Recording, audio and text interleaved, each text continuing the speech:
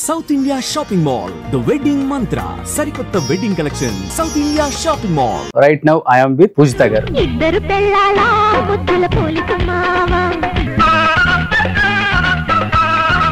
జగదేక వీరుడు అతిలోక సుందరిలో మన శ్రీదేవి గారు కూర్చున్నట్టు అలా కూర్చున్నారన్నమాట. ఒకసారి మానవా మానవా అనండి. ఓ మానవా.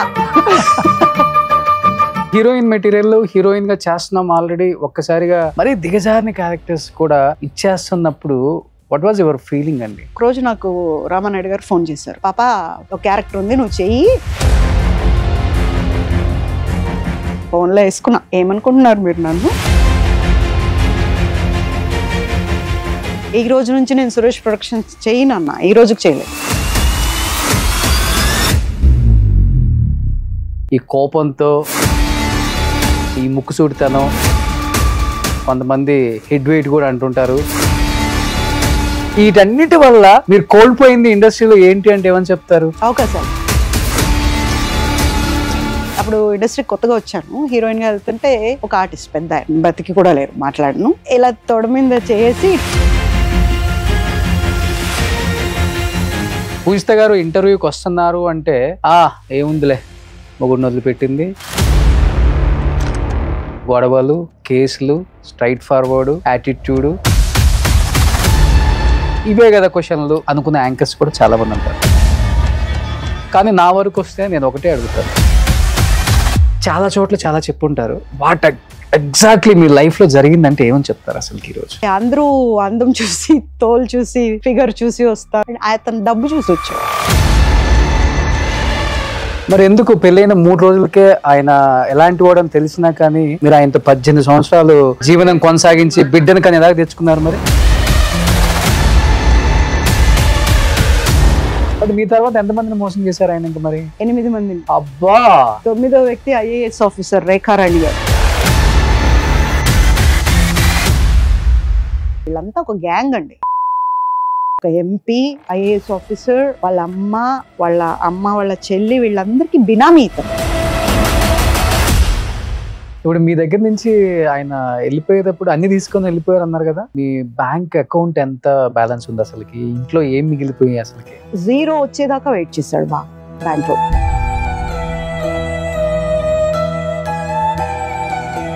భర్త అనే మాటకే అర్హత లేనోడు ఇట్లా పోతే పోయాడు, దరిద్రం అనిపించింది.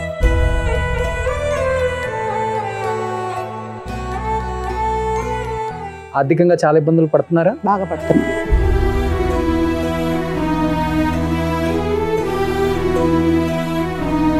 ఏం చదువుతున్నాడు బాబు? యాక్చువల్ గా బాబు గురించి డీటెయిల్స్ చెప్పను. ఇంత జరిగిన తర్వాత ఇంకా దాయటానికి ఏముంటుంది? ఒకరోజు మా బాబుని నేను దత్తతకి ఇచ్చేద్దాం అనుకున్నాను. యాక్చువల్ గా చిన్నప్పుడు మా బాబు కర్టన్ ఉంటే కర్టన్ దగ్గర నుంచి ఇట్లా బట్టి చూస్తున్నాడు అన్నమాట.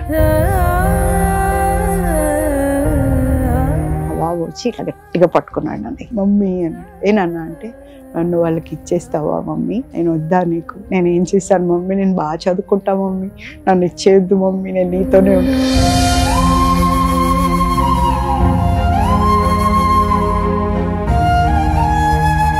ఈ లైఫ్కి ఒక్కసారి పడేంత తప్పు నేను చేయలేదు. మరి ఏ జన్మలో చేశానో నాకు తెలియదు, కానీ చాలా పడ్డాను.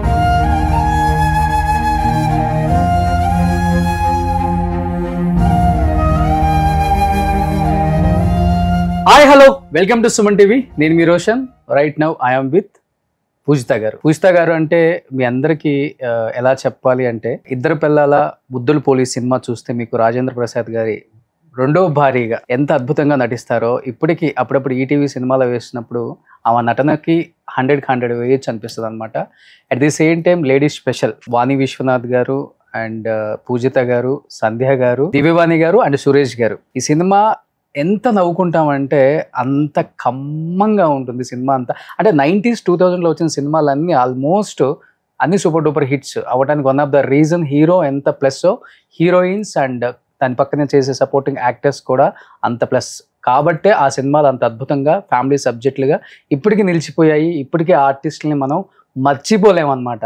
సో అలాంటి మర్చిపోలేని ఇంకొక ఆర్టిస్ట్ మన పూజిత గారు అనమాట. సో పూజిత గారితో ఇవాళ బర్నింగ్ ఇంటర్వ్యూ అనమాట అసలుకి. సో పూజిత గారు హాయ్. చాలా చాలా హ్యాపీగా ఉందండి. చాలా ఇయర్స్ తర్వాత స్క్రీన్ ముందు అతిలోక సుందరి, జగదేక వీరుడు అతిలోక సుందరిలో మన శ్రీదేవి గారు కూర్చున్నట్టు అలా వైట్ అండ్ వైట్ వేసుకొని అలా కూర్చున్నారు అనమాట. ఒకసారి మానవ మానవ అనండి. ఓ మానవా. సో సూపర్, చాలా హ్యాపీగా ఉంటుందండి నిజంగా. 90s 2000 ఆర్టిస్ట్లను చూసినప్పుడల్లా తెలియని ఒక హ్యాపీనెస్ డెఫినెట్గా మాకు అందరికి ఇక్కడ ఉంటుంది. మేము ఆ 90s కిడ్స్ కాబట్టి చాలా అద్భుతమైన పిక్చర్స్. చాలామంది ఇటు యాక్ట్ చేసి తమిళ, మలయాళం, కన్నడ వైపు వెళ్తుంటారు. కానీ మీరు కన్నడ, మలయాళం, తమిళ అంతా చుట్టేసి తెలుగుకి వచ్చారు. అవునవునవును. అంటే మీరు యాక్చువల్గా తెలుగు అమ్మాయా లేకపోతే తెలుగు అమ్మాయా? మరి ఇలా తిరిగి వచ్చారండి, ఇలా తిరగకుండా? అంటే బెంగళూరు బేస్డ్ గా నాన్న అక్కడ ఉండేవారు కదా, నాన్న డాక్టర్. సో అక్కడ ఉండి అక్కడ చూసుకునేసరికి మేమందరం పిల్లలు అక్కడ పుట్టుకున్నాం. ఓకే. సో అక్కడ ఉండి అక్కడ పెరిగి అదంతా అయిన తర్వాత ఇండస్ట్రీకి వెళ్ళాలి అన్న ఆలోచన ఒక్క నాకే ఉండేది. మా ఇంట్లో ఎవరికి లేదు. ఆ మాట ఎత్తినా తంతారు. అలాంటి ఇదిలో ఉన్నప్పుడు దొంగగా ఆలోచనలు వచ్చేటి అనమాట నాకు. కాలేజ్కి వెళ్ళి చదువుకోవాలన్నా, స్కూల్కి వెళ్ళి చదువుకోవాలన్నా అస్సలు మైండ్ అక్కడ ఉండేది కాదు. ఈ సినిమాలో వాళ్ళు ఎలా పాడారు, వీళ్ళు ఎలా డ్యూయట్ వేసుకున్నారు, ఎలా ఏడవాలి, ఇవన్నీ వచ్చేసేటి నాకు. అయితే చదువు బాగానే చదివేదాన్ని కానీ అంత ఇంట్రెస్టింగ్గా ఉండేది కాదు. సో మా నాన్న ముందు ప్రపోజల్ పెట్టినప్పుడు కాళ్ళు కొడతాను, డాక్టర్ అవటం నేర్చుకో అన్నారు. మా నాన్నమ్మ బాగా సపోర్ట్ చేసేది. మా నాన్నమ్మకి నచ్చేది కాదు. మా ఇళ్ళంతా డాక్టరు, మెడిసిన్స్ అవి ఇవి ఉండేది. అమ్మ మా ఇంట్లో మొత్తం మెడికల్. అవునా? అందరూ మెడికల్ వైపు ఉండేసరికి పొద్దునే మీరేం వింటారు, సుప్రభాతం వింటారు. నేనేం వింటాను, ఆ హాస్టల్ నుండి రాగానే స్ట్రెచ్చర్ రెడీయా, ఆ బాడీని తీసేసారా, బ్లడ్ పెట్టారా, ఇదే సుప్రభాతం నాకు. ఓకే. సో దాంతో సిరంజ్ అన్న, ఆ డాక్టర్కి సంబంధించిన ఏమన్నా, ఆ మెడికల్ ఇవన్నా అంత కోపం వచ్చేది నాకు అసలు.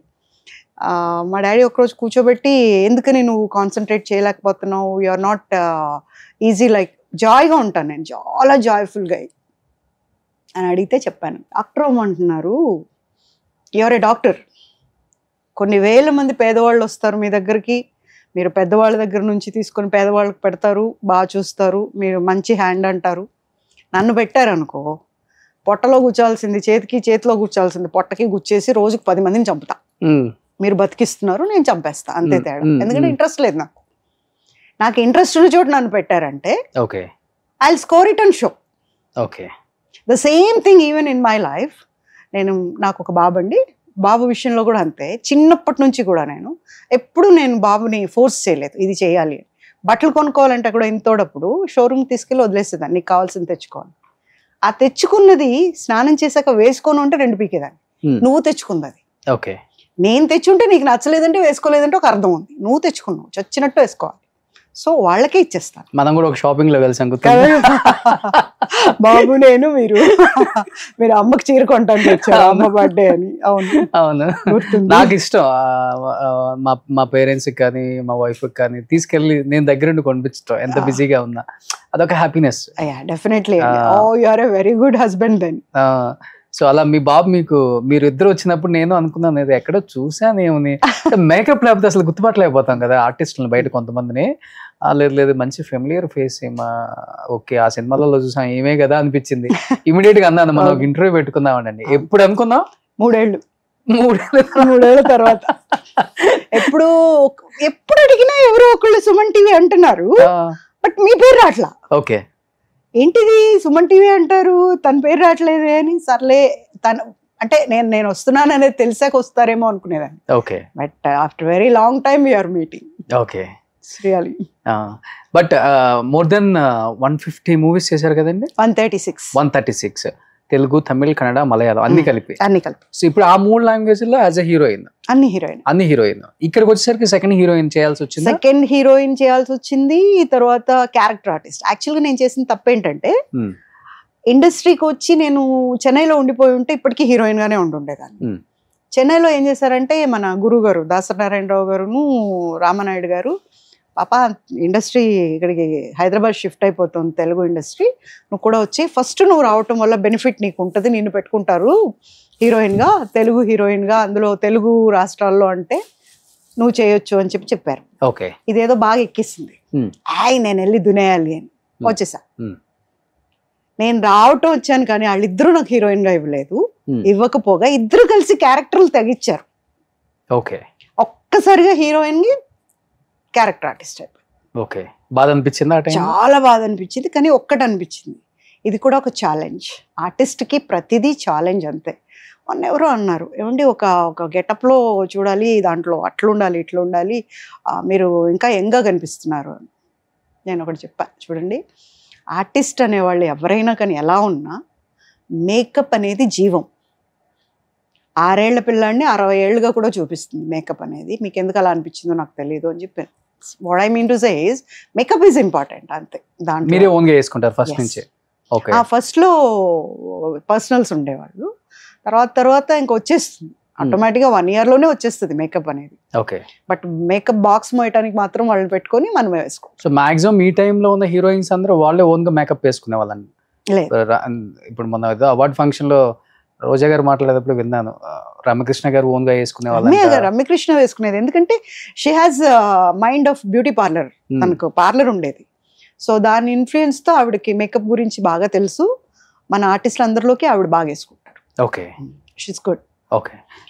మీ టైంలో ఈ పెట్టుడు మచ్చలా లేకపోతే రియల్ పుట్టు మచ్చలా ఇవి ఉంటేనే కొంతమందిని గుర్తుపట్టొచ్చు. మచ్చ ఉంటుంది, దాని మీద డార్క్ పెడతాం అంతే. అంటే మామూలుగా ఇప్పుడు ఓన్ మామూలు ఫేస్ ఉంటుంది కదా, దాంట్లో కనిపించేది మేకప్ లో కనిపించదు, అప్పుడు దాన్ని అక్కడ పెడతాం. ఓకే. ఇంకొకటి, ఒక్కొక్కసారి మనకు చెడు దృష్టి ఏదో పడుతుంది అన్నప్పుడు దృష్టి అంటాం కదా, అందుకు కూడా పెడతాం. ఇది కరెక్ట్గా ఏంటంటే ఈ పైన లిప్ మీదే చాలా మందికి ఉంటుంది. అక్కడే అప్పుడులో కొంచెం వ్యాంప్ క్యారెక్టర్లు చేసేవాళ్ళు ఎక్కువ పెట్టేవాళ్ళు. అవును, అనుజ గారు పెట్టేవాళ్ళు. ఇక్కడ నేను ఆ ఇంటర్వ్యూ చేసేటప్పుడు కూడా అడిగాను, సో రియల్ మచ్చ అన్నారు. ఇది మీది రియల్ లేకపోతే దానికి ఎంత ఉందండో? ఎంతది ఉందా? ఉంది. దాన్ని అది మొన్న మధ్య నాకు బాగాలేకుండా అయింది. ఆల్మోస్ట్ నేను చచ్చిపోయాను అనుకున్నారు, ఆ లెవెల్కి వెళ్ళింది. షూటింగ్ నుంచి వచ్చి భోజనం చేయకుండా పడుకున్నాను, నిద్ర పట్టేసింది. మళ్ళీ లేచి ఎంత తింటాంలే, మళ్ళీ తినొచ్చు అని మళ్ళీ పడుకున్నాను. మళ్ళీ లేచి ఎంత తింటాంలే అని అలా 4 days అలాగే నిద్రపోయాను. ఎందుకని? అలసట, ఒక్కతే ఉంటాను కదా, వండుకోవాలనిపించలేదు. సో తినకుండా అలా పడుకుని పోయేసరికి అది అట్లా వెళ్ళి కోమలోకి వెళ్ళిపోయాను. స్విగ్గీ జొమాటోలు ఉన్నాయి కదా, బుక్ చేసుకుంటే తిననండి నేను. నాకు ఇష్టం ఉండదు బయట ఫుడ్. ఓకే. పచ్చడి వేసుకునైనా నేను ఐఎమ్ ఏ గుడ్ కుక్. పచ్చళ్ళు, రోటి పచ్చళ్ళు అని ఆకుకూరలు కూరగాయలతో పచ్చళ్ళు చేసి అయితే తింటా. అది తినకుండా పడుకుని పోయాను, అట్లా కోమాలోకి వెళ్ళిపోయాను. ఎన్ని days? I was more than 10 days కోమాలో ఉన్నాను. 10 days కోమాలో ఉన్నారు హాస్పిటల్లో? ఓకే. ఉన్నా, మా కుక్క పిల్ల కాపాడింది. ఓకే. షీ వాజ్ బార్కింగ్, అంటే దాని పేరు స్పార్కీ, నా కూతురు. అది కొడుతుందనమాట తలుపు. లాక్ చేసుకున్నాం కదా, సో బయటికి వెళ్ళే ఛాన్స్ లేదు, ఎవరైనా రండి అని పిలుస్తుంది. అది మా హౌస్ ఓనర్ అటు వచ్చినప్పుడు, ఎందుకు పూజా మేడం వాళ్ళ పాప అనాలి, ఎవరైనా కుక్క అంటే చంపేస్తాను నేను. సో వాళ్ళ పాప తెగరుస్తుంది, ఎందుకు అంటే ఆ లోపల మా అక్క వాళ్ళు 4 రోజుల నుంచి ఫోన్ చేస్తున్నారంట. మా అక్క పాప doctor, she's in Tirupati, MD doctor తను. అయితే వాళ్ళందరూ చేస్తున్నారు, డైలీ మాట్లాడుకుంటాం. ఎందుకని 4 రోజుల నుంచి ఫోన్ చేయట్లేదు, తీయట్లేదు ఏంటి అంటే డౌట్ వచ్చింది వాళ్ళకి, ఏదో జరిగింది, లేకపోతే తీయకుండా ఉండదు, ఇన్ని రోజులు ఎందుకు తీయకుండా ఉంటుంది. Then they called up to owner, ఏదో అయింది అంకుల్, వెళ్ళి అర్జెంటుగా చూడరా అంటే, అవును మేడం అసలు బయటకే రాలేదు, కిందకు కూడా రాలేదు, కారు అలాగే ఉంది అట్లా అని చెప్పేసరికి వాళ్ళు వచ్చి పగల కొట్టాలని చూసారు అనమాట. అప్పుడు ఓపెన్ చేసి వచ్చారు లోపలికి. వచ్చి ఇమ్మీడియట్గా, ఇక్కడ మా మేనల్లుడు ఉంటారు, 2 మేనల్లుడు ఇక్కడే ఉంటారు, అన్నయ్య పిల్లలు. ఆ బాబు వచ్చి తీసుకెళ్ళి ఇమ్మీడియట్గా రష్డ్ అప్ టు హాస్పిటల్, కిమ్స్లో అడ్మిట్ చేశారు. అడ్మిట్ చేయటం వాళ్ళు ఏం చెప్పారు, చెప్పలేము, ఎనీ మూమెంట్ అని చెప్పారు. ఓకే. చెప్పేసరికి అందరిని పిలిపించేసి టాబ్లెట్స్ వేసుకున్నారా? నాకు అలవాటే లేదండి అసలు, నేను చిన్నప్పటి నుండి టాబ్లెట్ కి ఎంత అగేన్స్ట్ నేను. ఓకే. టాబ్లెట్స్ తీసుకోనండి నేను. కనీసం వాటర్ అయినా తీసుకుంటాం కదా మనం, తినలేకపోతే లెగిస్తాను, మళ్ళీ నిద్ర వస్తుంది అనమాట, అంత అలసిపోయి ఉన్నా నేను, పడుకుండిపోయాను అలా 4 days అలాగే. అంత నిద్ర కావాల్సి వచ్చిందేమో, పడుకుండిపోయాను అలాగే. ఓకే.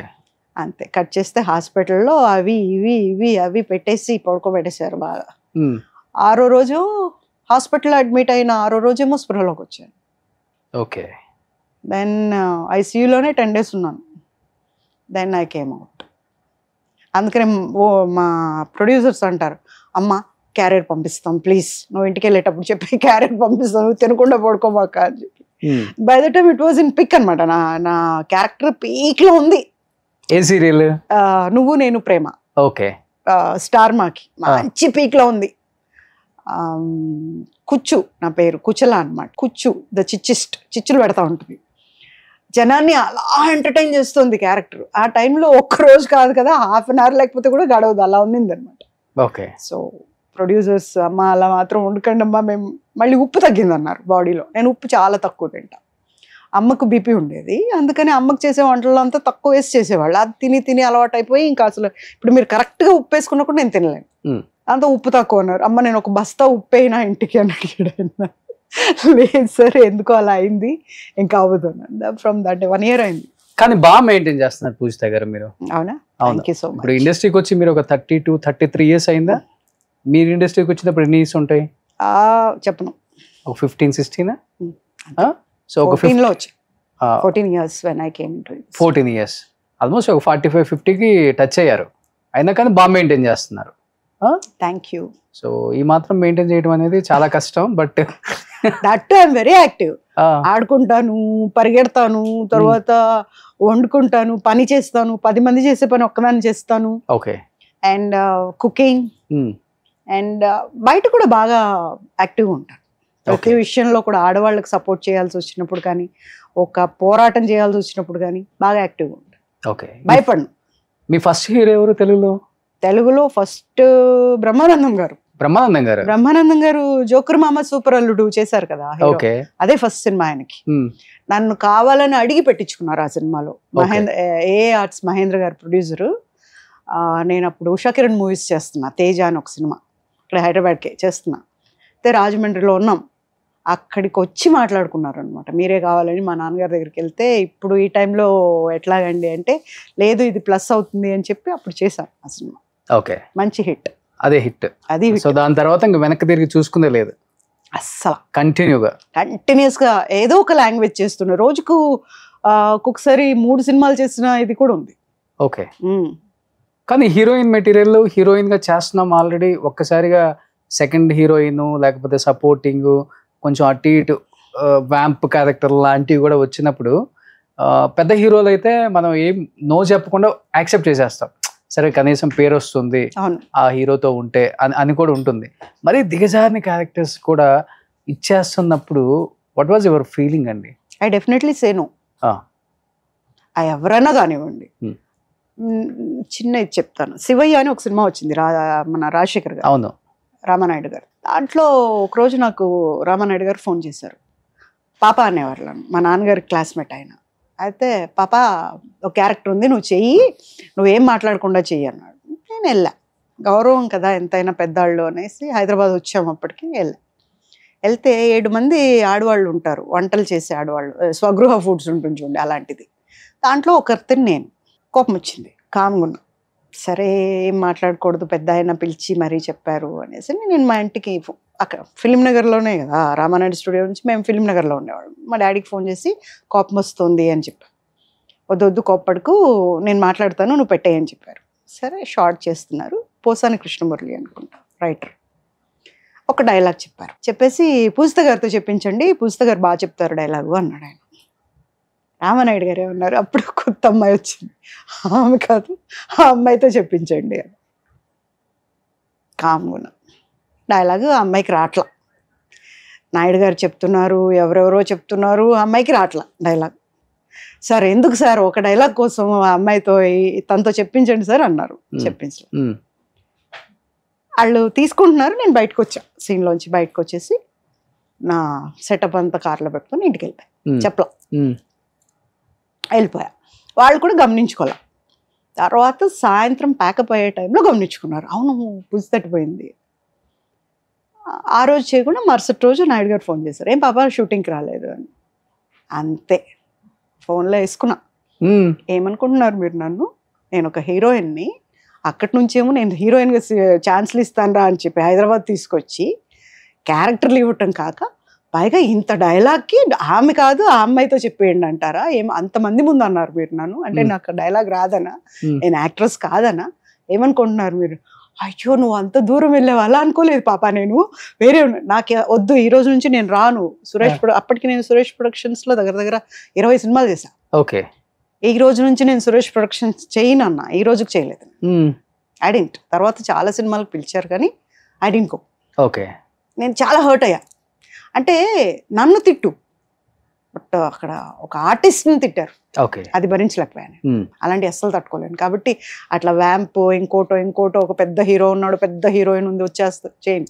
ఓకే, చేయను అంటే సో ఈ స్ట్రైట్ ఫార్వర్డ్నెస్ తో లేకపోతే ఈ కోపంతో ఈ ముక్కుసూడితనం, కొంతమంది హెడ్ వెయిట్ కూడా అంటుంటారు, రకరకాలుగా పిలుస్తుంటారు వాటిని, ఇంకా పొగరు, ఈ అమ్మాయికి కొంచెం టెక్ ఎక్కువ, ఇవన్నీ వీటన్నిటి వల్ల మీరు కోల్పోయింది ఇండస్ట్రీలో ఏంటి అంటే ఏమని చెప్తారు? అవకాశాలు కోల్పోయాను, కానీ నా క్యారెక్టర్ పోలేదు కదా.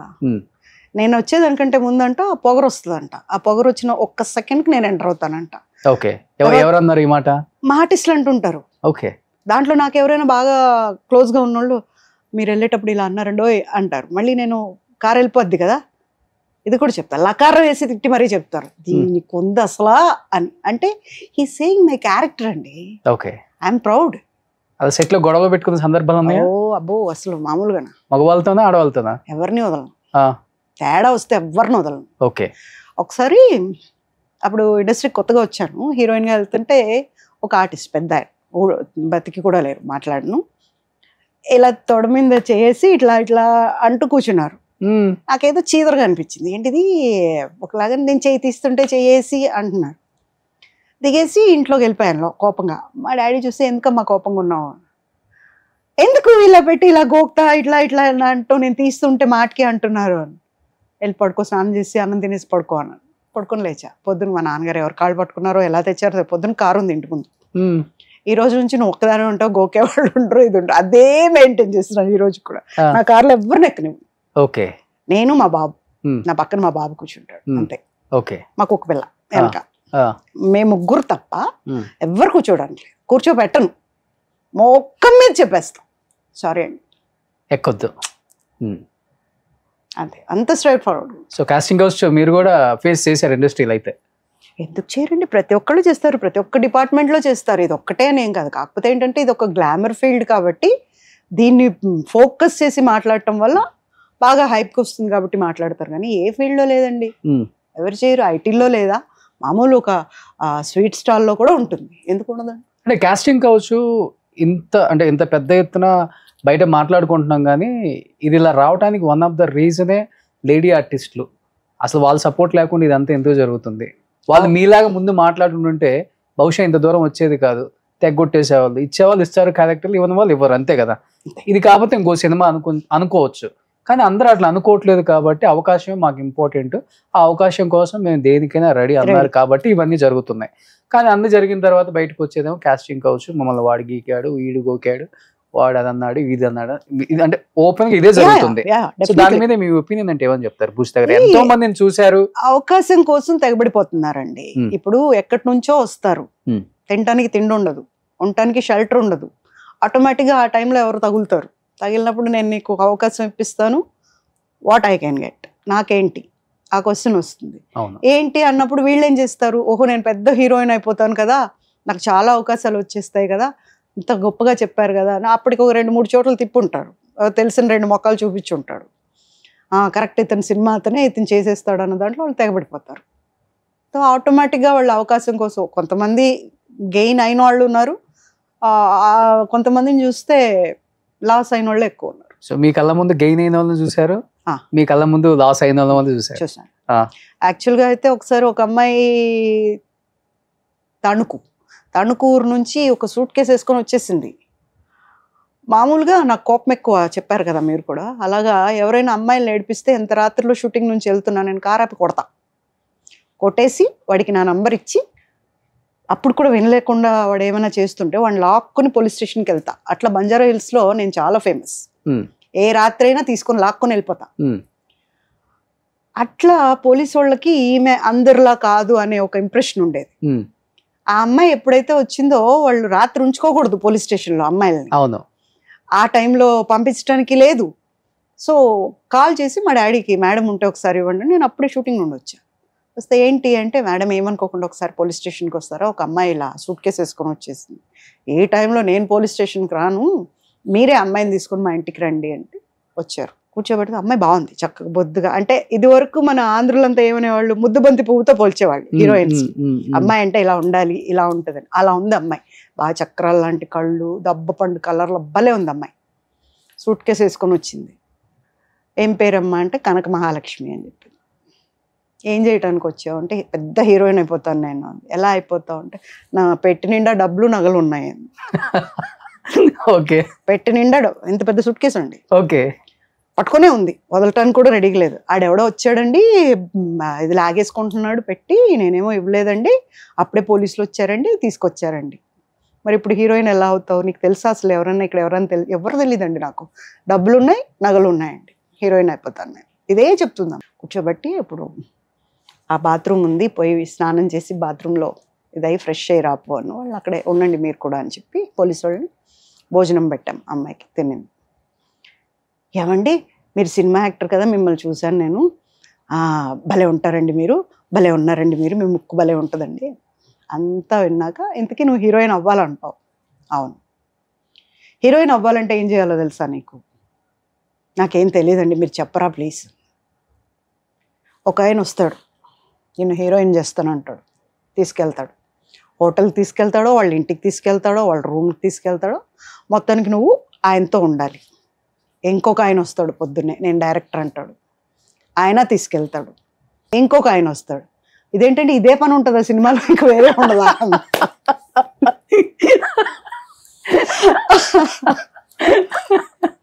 ఈ పనులన్నీ అయిపోయిన తర్వాత షూటింగ్ దగ్గరికి నువ్వు వెళ్తావు, ఇంటికే వెళ్తావు. ఓకే. మొత్తానికి ఇవన్నీ జరగాలి. దానికి రెడీ నాను ఉంటే, తూతూ నేను మా అమ్మ నాన్నకు ఒకటే పిల్లనండి, తలదించుకునే పని నేను ఎలా చేస్తానండి, నేను చేయనండి, నా దగ్గర పెట్లో డబ్బులు ఉన్నాయండి, నేను హీరోయిన్ అవుతాను అంతేనండి. ఇదే మాట. ఓకే. అప్పటికి ఏ ఊరు ఏంటి ఇవన్నీ అంటే అడ్రస్ పెట్టుకుని ఉంది. దాన్ని తీసుకొని ఫోన్ ఎస్టీడీ, అప్పుడు ఇవి లేవుగా, ఎస్టీడీ చేసి మా డాడీ వాళ్ళకి ఫోన్ చేసి, మా దగ్గర ఉంది మీ అమ్మాయి సేఫ్గా వచ్చేయండి అని వాళ్ళకి చెప్పేసి, సరే ఈ రోజు పడుకో, రేపు షూటింగ్ దగ్గరికి నేను తీసుకెళ్తాను, నా షూటింగ్ దగ్గర చూద్దు కానీ అంటే, అలాగేనండి, కానీ అండి హీరోయిన్ అవ్వాలంటే మీలాగా అంతా రెడీ అయిపోవాలి కదండి, నీట్గా ఇలా ఉంటే కుదరదు, లంగా ఓడిలో ఎవరు చూస్తారండి అని. మరి ఏం వేసుకుంటావు అంటే, ప్యాంటీ వేసుకుంటానండి, ప్యాంటీ వేసుకుంటానండి నేను కూడా. ముందు రేపు వస్తే అక్కడికి వెళ్ళిన తర్వాత అది చూసి నచ్చాక అప్పుడు కొనుక్కుందు కానిలే, ఇప్పుడు కాదు అని చెప్పి పోలీసు వాళ్ళకి, ఈరోజు మా ఇంట్లో ఉంటుంది, రేపు పొద్దున్నే మీరు ఏర్పాటు చేసుకోండి, వాళ్ళ పేరెంట్స్ వస్తారు చూద్దామని. వాళ్ళు పొద్దున్నే తెల్లవారుజామునే దిగిపోయారు పాపం. వచ్చేసి కనకమాల వచ్చి అని ఏడుస్తున్నారు వాళ్ళు. మీరు ఎలా వచ్చేసినారు ఇక్కడికి, ఎలా వచ్చేసినారు మీరు అంటుంది. కూర్చోబెట్టి మాట్లాడి, చూడండి సినిమా కావాలంటే, సినిమా తీయాలంటే ఒక పద్ధతి ఉంటుంది, రైటరు, ప్రొడ్యూసరు, డైరెక్టరు, వీళ్ళందరూ ప్రొడ్యూసర్స్ మీరు అవుతారంటే సినిమా తీయొచ్చు, అలాంటి వాళ్ళు కావాలంటే నేను పరిచయం చేస్తాను, బట్ డైరెక్ట్గా సినిమా ఇచ్చే వాళ్ళకి నేను చేయను, ఎందుకంటే ఒక జీవితం ఇది, ఆడపిల్ల జీవితం, ఏమవుతుందో నేనైతే గ్యారంటీ ఇవ్వలేను. సో అలా వద్దు అంటే వాళ్ళు నచ్చ చెప్పుకొని అమ్మాయిని తీసుకెళ్ళిపోయారు, పెళ్లి చేశారు. ఓకే. నిజంగా ఈ కనకమ్మ ఆలోచన పెద్ద హీరోయిన్ అయిందేమో అనుకుంటున్నాను ఇప్పుడు. ఇంకా నో అంటే అట్లా కొంతమంది 7-8 మంది అమ్మాయిలు కాపాడాను నేను. ఓకే. పంపించేస్తాను. సో ఈ ఖడ్గన్ సినిమాలో సంగీత గారు ఎలాగనమాట అయితే? అవును, చాలా మంది వచ్చేవాళ్ళు ఉంటారు, సూట్ కేసులు వేసుకొని వచ్చేస్తారండి. డబ్బులు ఉండాలి సినిమా అంటే అనేదానికి. ఈవెన్ ప్రొడ్యూస్ చేయడానికి వచ్చిన వాళ్ళు కూడా నేను రిటర్న్ పంపించాను. సో మీ కళ్ళ ముందు హీరోయిన్ గా ఎదిగిన వాళ్ళు, మీరు చూసిన వాళ్ళు అంటే ఎవరని చెప్తారు? ఎట్లా అంటే మీరున్న పీరియడ్ లో వచ్చి సో అవకాశాలు పొందుపరుచుకొని హీరోయిన్ గా ఎదిగిన వాళ్ళు? రోజా గారు. రోజా మేము ఇద్దరు పిల్లల ముద్దులు పోలీస్ చేస్తున్నప్పుడు చంద్రగిరిలో ఒక పోలీస్ స్టేషన్లో షూటింగ్ జరుగుతుంది. అప్పుడు ఈ అమ్మాయి ప్రేమ తపస్సు అని ఒక సినిమాకి సెలెక్ట్ అయింది, మన డాక్టర్ శివప్రసాద్ గారి cinema. She's from very poor family అట, నాకు తెలీదు. ఒక అమ్మాయి లంగా ఓణి వేసుకొని, ఒక కొంచెం కలర్ఫుల్, ఒక మిల్క్ వైట్ దీంట్లో రెడ్ బార్డర్లో వేసుకొని, లంగా ఓణి వేసుకొని ఒక దగ్గర కూర్చొని తింటుంది అన్నం. నేను అన్న, ఎవరు అమ్మాయి పొద్దుటి నుంచి ఇక్కడే తిరుగుతుంది అంటే, మేడం డాక్టర్ శివప్రసాద్ గారి హీరోయిన్, ఎల్లుండి ఓపెనింగ్ ఉంది. ఆ డ్రెస్ కూడా ఆ సినిమా కోసం కుట్టించారంట. మరేంటి అమ్మాయిని అక్కడ కూర్చోబెట్టి పెడుతున్నారు హీరోయిన్ అంటే అంటే ఏమో మేడం నాకు తెలీదు, అక్కడే కూర్చోబెట్టిన అంత జూనియర్స్ తింటున్నారు అక్కడ. నేను చూసి అమ్మాయిని ఇలా తీసుకురండి నా దగ్గరికి, ఇక్కడ తింటుంది భోజనం అని చెప్పి నా భోజనం పెట్టి తనని భోజనం పెడితే తినింది. థ్యాంక్ యూ మేడం అట్లా అని. She became big heroine. And ఒక స్థాయికి వచ్చా కూడా ఇప్పుడు కూడా నాకు అంతే మర్యాద ఇస్తుంది. తర్వాత టూ మెనీ కాంట్రవర్సీస్ విన్నా కూడా నా వరకు నన్ను అలాగే చూస్తుంది. ఓకే.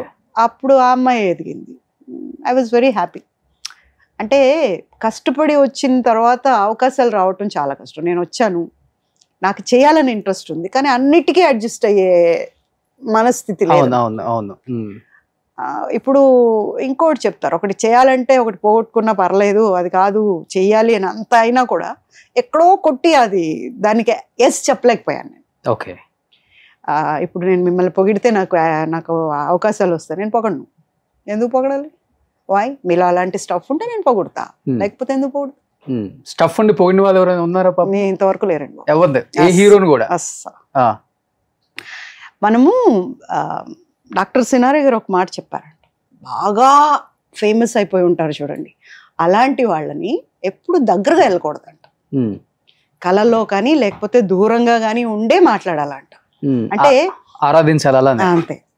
దగ్గరికి వెళ్తే ఒరిజినాలిటీ తెలిసిపోద్ది. ఓకే. ఇలా ఒక ఆర్టిస్ట్ దగ్గరికి వెళ్ళాడంట ఒక అతను, వీరాభిమాని, బొట్లు పళ్ళు పంపటం, కిలోలు నెయ్యి పంపటం, స్వీట్లు పంపటం, అవన్నీ తీసుకుంటున్నారు బాగానే ఆర్టిస్ట్. ఆ ఆర్టిస్ట్ దగ్గరికి ఇతను వచ్చినప్పుడు నేను అని చెప్పాక ఆయనకేం పనిలేదా, ఏ టైంలో రావాలో తెలియదా నీకు, పెద్దబ్బాయి అనేస్తారు.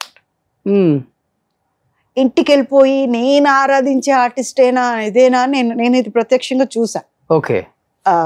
రాజమండ్రిలో కొని నేను భరించలేనండి ఈ బాధ అని చెప్పి ఏడుస్తున్నాడు. అప్పుడు ఈ టాపిక్కి ఆయన చెప్పారంట సినారే గారు, ఎప్పుడు కూడా ఇష్టపడిన వాళ్ళకి ఎప్పుడు దగ్గరగా వెళ్ళి చూడకు, దూరంగా ఉండే ఆరాధించు, అదే కరెక్ట్. సో అలాంటి దగ్గరికి వెళ్తే ఒరిజినాలిటీ తెలిసిపోద్ది, రంగులు బయట. ఇంకోటి కూడా ఉంటుంది, బాగా అలసిపోయి వచ్చి ఉండొచ్చు, లాంగ్ దీని నుంచి వచ్చి ఉండొచ్చు, అవుట్డోర్ నుంచి. ఆ టైంలో ఇంక ఇంట్లోకి వెళ్ళి నిద్రపోదాము, స్నానం చేసి పడుకుని పోదాము అనే టైంలో వచ్చినా ఇరిటేషన్ అనేది వస్తుంది.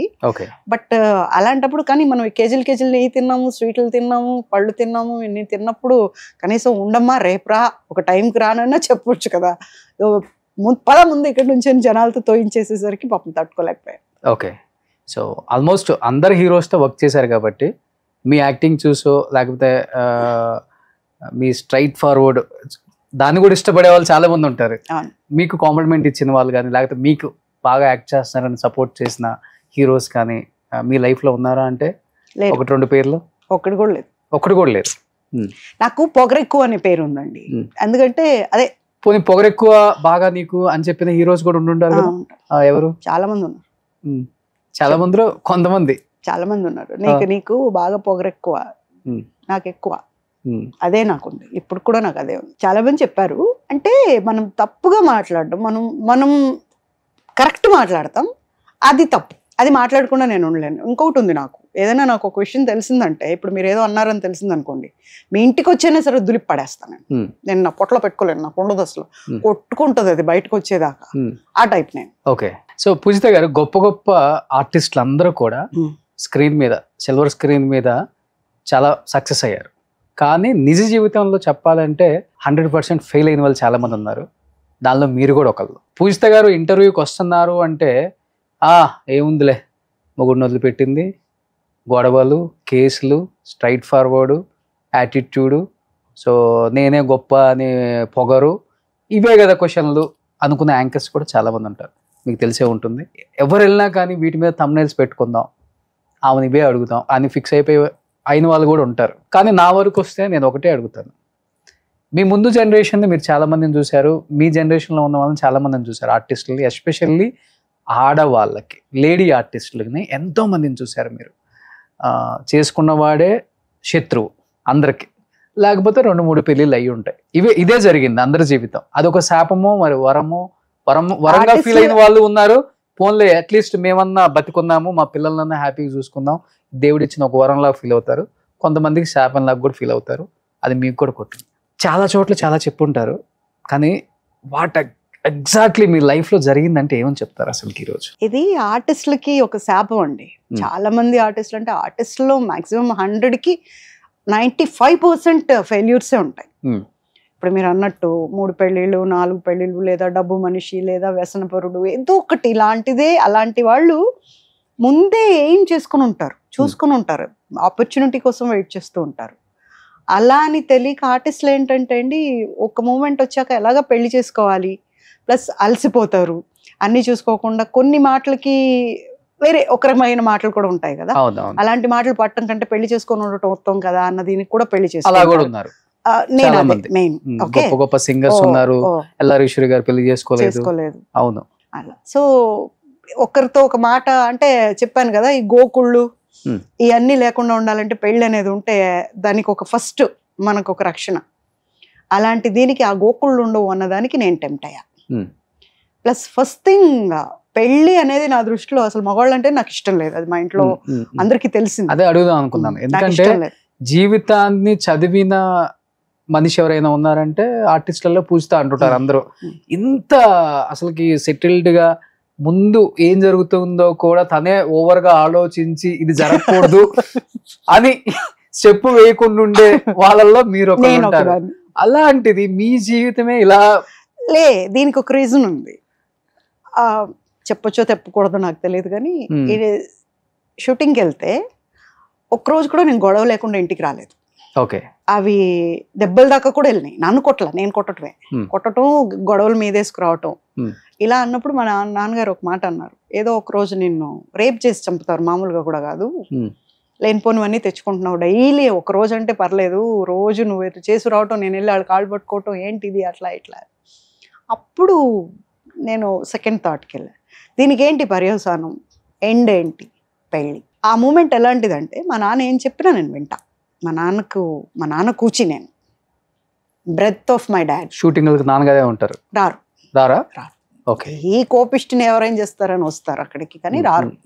ఫస్ట్ వాళ్ళకి ఇండస్ట్రీ ఇష్టం లేదు, రారు, బట్ గౌరవిస్తారు. అయితే తను ఏం చెప్పినా, తను గాడిదని తెచ్చిపెట్టి దీన్ని చేసుకోను అంటే చేసుకుంటా, అంత ఇదనమాట. అని ఒక మనిషిని ఎవరినో ఒకరిని సెలెక్ట్ చేసుకోవాలి కదా అని తను ప్రపోజ్ చేస్తే, ఆంధ్రజ్యోతిలో పనిచేసేవాడు తను. సో ప్రపోజ్ చేస్తే అప్పుడు కూడా ఒక ఫ్రెండ్లీగానే చూసాం, లొకేషన్కి వస్తూ పోతూ ఉండేవాడు. తర్వాత వాళ్ళ పేరెంట్స్కి చెప్పి ఓకే అనిపించుకున్నాడు. తర్వాత వాళ్ళు ఎందుకో ఇండస్ట్రీ అమ్మాయి వద్దు అన్నారు. తర్వాత మేమిద్దరం పెళ్లి చేసుకున్నాం. అంటే అందరూ అందం చూసి, తోలు చూసి, ఫిగర్ చూసి వస్తారు, ఇది కాదు. అతను డబ్బు చూసి వచ్చాడు, డబ్బు కోసం వచ్చాడు. అంటే పెళ్ళైన రోజు నుంచి ఆడపిల్ల ఎవరి కోసం ఎదురు చూస్తుంది, మొగుడి కోసం ఎదురు చూస్తుంది. నేను మా నాన్నగారు ఇట్లా కూర్చునేవాళ్ళం ఎదురుగా. డాడీ నాకు నిద్ర వస్తుంది, పొద్దున్నే షూటింగ్ ఉంది, నేను పడుకుంటాను డాడీ, ఇంకా రాలేదు అంటే, వస్తాడమ్మా ఆగు, ఎందుకు ఒక 5 నిమిషాలు ఆగు. ఎవరు అప్పులోళ్ళు వచ్చేవాళ్ళు, ఇతను చేసిన అప్పుల వాళ్ళకి మేము అప్పులు కట్టేవాళ్ళం. You understand? అది ఎప్పుడు 3-4 రోజులకే, పెళ్ళైన ఒక 4 ఏళ్లకో 5 ఏళ్లకో కూడా కాదు, 3-4 రోజులకే. సన్నగా ఒక కుర్రాడిలాగా ఉండేవాడు. ఇంత డబ్బులు ఎలా అప్పు చేస్తాడు, ఏం చేసి ఉంటాడు ఈ డబ్బులు, ఎవరిని అడగాలి, ఏం తెలిసేది కాదు. అప్పుడు ఆంధ్రజ్యోతిలో చౌదరి గారు అని ఒక ఆయన ఉండేవారు. ఆయన మా డాడీకి ఫోన్ చేసి, పువ్వు లాంటి అమ్మాయిని తీసుకెళ్ళి ఎలాంటి చోటు పెట్టారు, అయిపోయింది అమ్మాయి లైఫ్ అని చెప్పారంట. నాకు అర్థం కాదు ఏంటంటే, ఇప్పుడు నేను తప్పు చేస్తున్నాను, ముందే మీకు తెలుసు కదా నేను తప్పు చేస్తున్నాను, అది తప్పు అనేది మీకు తెలుసు కదా, మరి ఎందుకు ముందు చెప్పలేదు? అయిపోయాక చెప్తారేంటి ఎవరైనా కూడా, ముందే ఎందుకు చెప్పరు? మీరు అడిగారు ఒక క్వశ్చన్, ఎంత జాగ్రత్తగా ప్లాన్ చేసుకుంటారు కదా మీరు కూడా ఎలా తప్పు చేశారు అని. మరి ఇంత చేసేటప్పుడు ఇది వీడిని చేసుకుంటే తప్పు, ఈ అమ్మాయి నాశనం అయిపోతుందని మీకు తెలుసు కదా, మీ దగ్గరే కదా పనిచేస్తున్నాడు. మా నాన్నకు ఫోన్ చేసి చెప్పేకంటే నాకే చెప్పు ఉండాల్సింది, లేదా ముందే చెప్పు ఉండాల్సింది. పెళ్ళి అవుతుంది అన్నప్పుడు ఎలా చెప్తారు? తప్పు కదా. మరి మీకు తెలిసి ఆజ్యం పోసినట్టే కదా. తెలిసిన వాళ్ళు కూడా ఎవరు చెప్పలేదు. ఆ అబ్బాయి మంచోడు కాదు అని చెప్పలేదు, వాడు ఒక దొంగ అని చెప్పలేదు, ఫోటోంటి గాడు అని చెప్పలేదు, ఒక్క మోసం దగా తప్ప ఇంకేమీ లేదని ఎవరు చెప్పలేదు. ఎన్ని ఇయర్స్ లవ్ చేసుకున్నారు మీరు? ఎన్ని ఇయర్సా? అంత 6 నెలలేమో అండి. 6 నెలలే అంతే. మరి ఈ 6 నెలల్లో కూడా మీరు ఎవరిని అడగలేదు? 6 నెలల్లో కూడా జాగ్రత్త పడ్డాడు. అడిగే ఛాన్స్ ఇప్పుడు ఆంధ్రజ్యోతికి వెళ్ళి నేనేం అడుగుతానండి? ఆంధ్రజ్యోతి వాళ్ళకి నేను హీరోయిన్ని, సో నన్ను ఆ లెవెల్లోనే చూస్తారు. ఆంధ్రజ్యోతిలో నువ్వు ఎంప్లాయీవి, సో నిన్ను ఆ లెవెల్లోనే చూస్తున్నారు వాళ్ళు. కానీ వాళ్ళు చెప్పకూడదు అని అనుకోవటం తప్పు అంటాను. ఓకే, అంటే ఇప్పుడు నేనేమంటానంటే, మనకు ఇప్పుడు మీరు అన్నారు ఏమంటే చెప్పేసి ముక్కుసూటిగా వెళ్తే 3 నిమిషాలే బాధపడతారండి. అది జరగకూడదు జరిగిందంటే మూడు తరాలకు బాధపడాలి జరిగిపోయిన తర్వాత. నేను అందుకే చెప్తా, తప్పు అనుకుంటావో, ఏడుస్తావో, గిగ్గీలు పెడతావో, నేను ఇది చెప్పాలనుకుంటే నేను చెప్పేస్తా, హ్యాపీగా వెళ్ళిపోతా ఇంటికి. అంటే నేను నిజమే చెప్తా, అబద్ధం చెప్పను.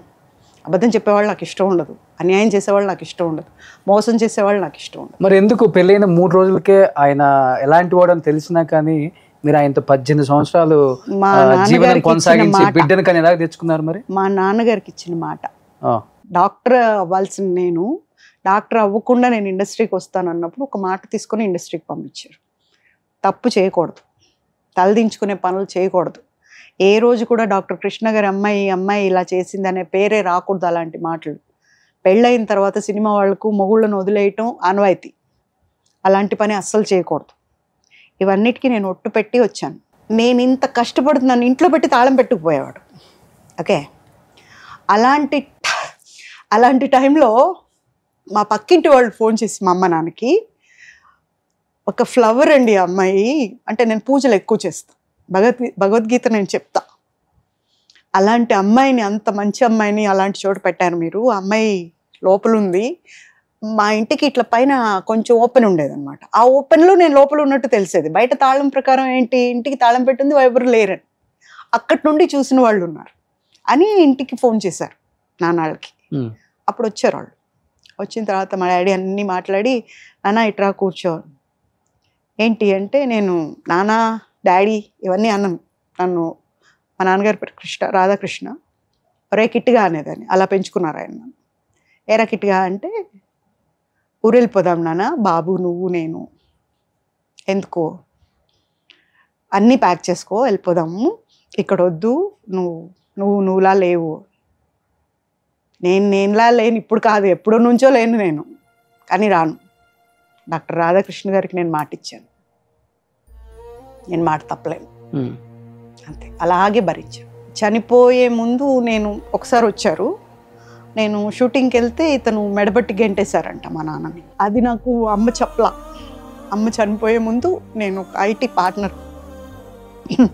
పార్ట్నర్షిప్ చేస్తుంటే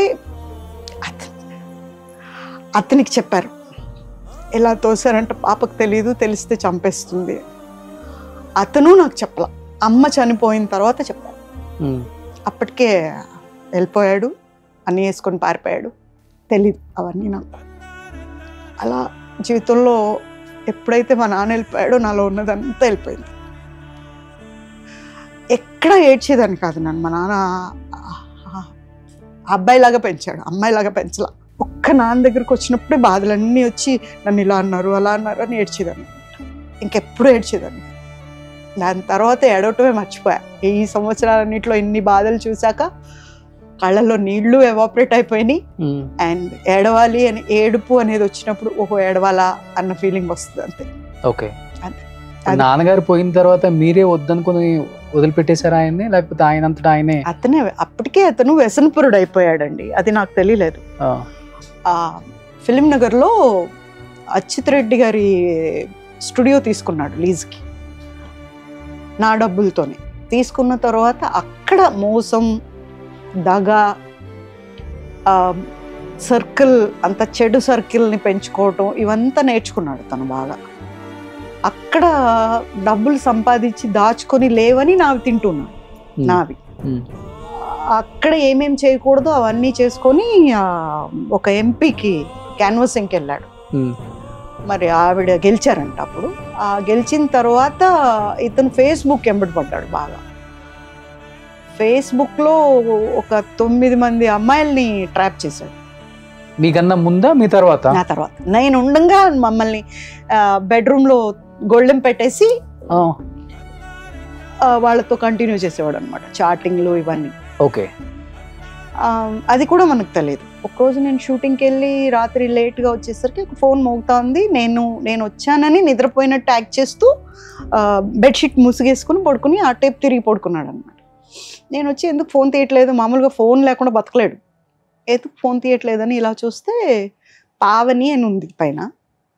ఎవరో ఒకరు కంపెనీలోంచి చేస్తూ ఉంటారు కదా ఆఫీస్ నుంచి, ఎందుకు ఫోన్ తీయట్లేదని నాకెందుకు అని చెప్పి పడుకున్నాను. కాసేపు మెసేజ్ వచ్చింది దాంట్లో, నేను బెడ్రూమ్లో ఉన్నాను, నువ్వు బెడ్రూమ్లో ఉన్నాను అన్నావు కదా, ఎందుకని ఫోన్ లిఫ్ట్ చేయట్లేదు, నాకు ఇప్పుడు మాట్లాడాలని ఉంది నీతో, బాగా మాట్లాడుతున్నావు కదా, సడన్గా ఎందుకు పెట్టేశావు అని వచ్చింది మెసేజ్. ఒక్క నిమిషం నాకు అర్థం కాల, ఏంటిది మెసేజ్ ఈవిడ నుంచే వచ్చింది, ఒక లేడీ నుంచి, బెడ్రూమ్లో ఉండటం ఏంటి, బెడ్రూమ్ గురించి మాటలేంటి, మళ్ళీ ఇమ్మీడియట్ నిద్రపోతున్నావా, అలా ఎలా నిద్ర వచ్చింది ఒక్క నిమిషంలో నీకు అని. నాకు డోర్ తెరిచాడు కదా, ఒక్క నిమిషమే అయింది, కంటిన్యూస్గా మెసేజెస్ వస్తున్నాయి. నేనేం చేశాను, నాకు ఎందుకో డౌట్ వచ్చింది, ఇదేంటన్నా జరుగుతుందా, నేను పట్టించుకోవట్లేదా, వాటిని నాకు పంపించుకున్నా. సీ హిజ్ క్రిమినల్ మైండ్, నాకు పంపించుకున్నానా, నేను మేకప్ తీసేసి స్నానం చేసి వచ్చి పడుకున్నాను. నేను నిద్రపోయాక, బాగా నిద్రపోతున్నాక ఆ మెసేజ్లు డిలీట్ చేసేసి పడుకున్నాడు. నెక్స్ట్ డే అతని బర్త్డే, నేను అన్నీ కొనుక్కొచ్చి పెట్టాను తనకు, A to Z కొనేదాన్ని అనమాట. ఒక మనిషి పొద్దున్న లేస్తే వేసుకునేవి ఏమేమి ఉంటాయో అవి వేసి, ఒక గోల్డ్ చైన్ ప్రతి బర్త్డేకి ఏదో ఒకటి ఇస్తాను. అలా ఇద్దరం మాట్లాడుకో. ఓ అప్పటికి మాట్లాడుకోరు అయినా? పెళ్ళి అయినా 7-8 నెలల నుంచే మాట్లాడుకో. ఓకే. తనేమన్నా చెప్పాలన్నా కూడా ఇదంట ఇట్లా అంట, ఎవరో గాడిదో గుర్రమో సోఫానో టీవీకో చెప్పినట్లే నేను అస్సలు చెప్పను. ఎవరైనా వస్తే డైరెక్ట్గా మాట్లాడుకో అంటాను అంతే. అట్లా ఇతను అప్పులు చేసినప్పుడు నేను భగవద్గీత చదవటానికి పైకి వెళ్తే ఫస్ట్ ఫ్లోర్లో ఉండేవాడు. 3rd ఫ్లోర్కి వెళ్ళేసరికి గొళ్ళెం పెట్టేసి వెళ్ళా బయట. నేను లేడు, 1 గంట 2 దాకా లేవుడు అనమాట. మార్నింగ్ 3-4కి వస్తాడు. నేను వెళ్ళేసరికి వాడు ఎవడో వచ్చి తలుపు తీసేసి లోపల ఉంటాడని తెలిసేమో, మరి లోపలికి వెళ్ళి ఉతికేసి వెళ్ళాడు అంటాడు, బాగా కొట్టేశాడు. అంతకుముందు ఒక యాక్సిడెంట్ అయింది. యాక్సిడెంట్ అయితే ఇక్కడ తల పగలు కొట్టారు, ఇలా చీలిపోయింది.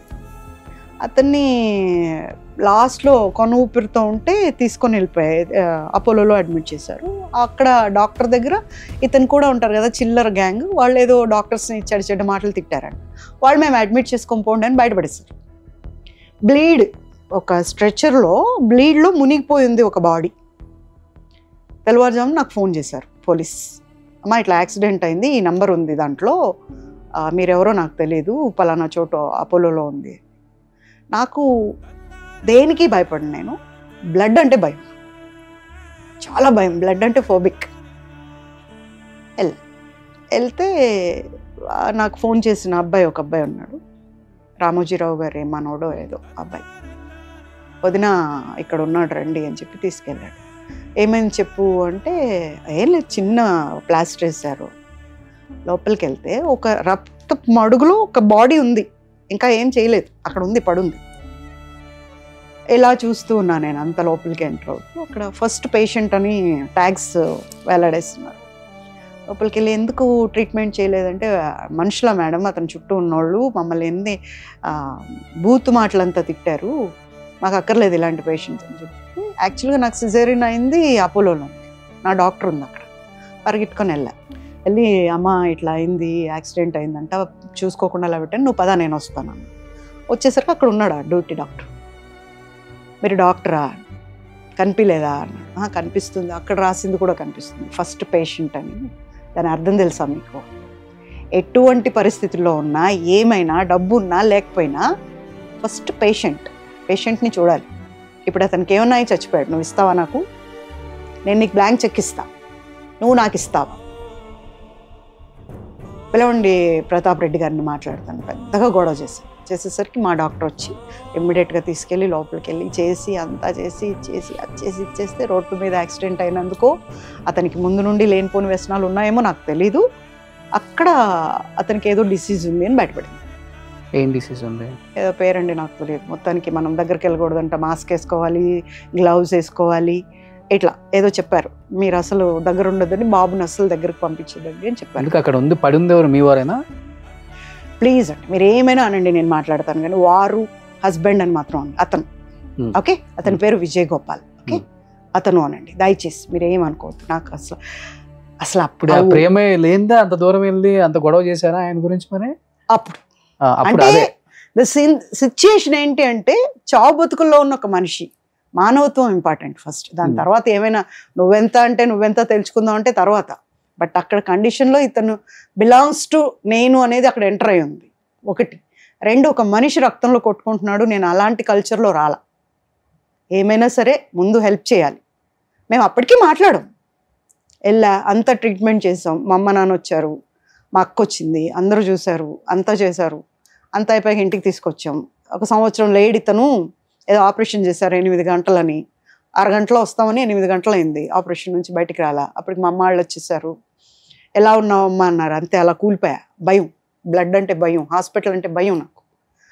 అప్పుడు ఇంటికి తీసుకొస్తే సంవత్సరం అన్నోని 3 నెలల్లో నుంచోబెట్టా. తనకు పెట్టిన తిండి కానివ్వండి, ఏమైనా కానివ్వండి, అలా చేసి చాకిరీ అంటారు కదా, మీరే దగ్గర నుండి చూసుకున్నారు. నేనే. బాత్రూమ్ వెళ్తే కూడా నేనే, మాట్లాడకపోయినా నేనే చేస్తే లేచి నుంచి మూడో నెలలో ఏంటి ఏదో పెద్ద పొడిచానని చెప్పి ఎగేసుకుంటున్నావు, ఏం చేసావు నువ్వు నాకు అన్నాడు. నాకు ఒకటే అలవాటు అండి చిన్నప్పటి నుండి. ఇప్పుడు నేను మీకు ఏమైనా చేశాను అనుకో, నేను చేశానని ఎవరికి చెప్పను. నాకు చెప్పుకునే అలవాటే లేదు. ఎందుకంటే అంతే, అది చెయ్యాలన్నాం, చేసాం అంతే. కామ్గా ఉన్నాను. ఒక అతను వచ్చాడు, ప్రొడ్యూసర్ అని. నేను I was with half hands dress, నైటీలో ఉన్నా. అటు ఇటు నా ఇల్లు అండి, నా ఇంట్లో నేను తిరుగుతున్నాను. He was looking badly. అది తెలుస్తుంది, ఒక మనిషి మనల్ని గుచ్చి చూస్తుంటే ఆ గుచ్చింది తెలుస్తుంది మనకి. నేను ఇలా చూసినప్పుడు తల తిప్పుకోవటం, నేను లేకపోతే ఇలాగే చూడటం, అలా చేస్తున్నాడు. నాకు నచ్చలా. ఏంటిది అనుకొని నేను లోపలికి వెళ్ళిపోయి డ్రెస్ మార్చుకొని వచ్చా. ఐ ఫెల్ట్ అనీజీగా అనిపించింది. వచ్చి ఇలాంటి వాళ్ళని ఇంటికి రానియద్దు అని చెప్పి, ఇంటి దాకా అసలు ఇంతవరకు ఎప్పుడూ లేదు. ఇంటికి ఎందుకు తీసుకొచ్చావు, ప్రొడ్యూసర్స్ నేనే పిలవలేదు, హీరోయిన్ అయ్యి నువ్వెందుకు పిలిచావా. అతను చాలా మంచోడు. వెళ్ళిపోయా. నెక్స్ట్ డే ఎక్కడికో పోయి 2 లక్షల డబ్బు ఏదో జేబులో పెట్టుకున్నాడంట. గొడవ వేసుకొని అతనే కొట్టి ఆ డబ్బులు తీసేసుకొని పంపించారు. ఓకే. మళ్ళీ ఇంటికి వచ్చాక అక్కడ చెప్పటం, వాళ్ళు వీళ్ళు గొడవలు పెట్టడం వాళ్ళకి.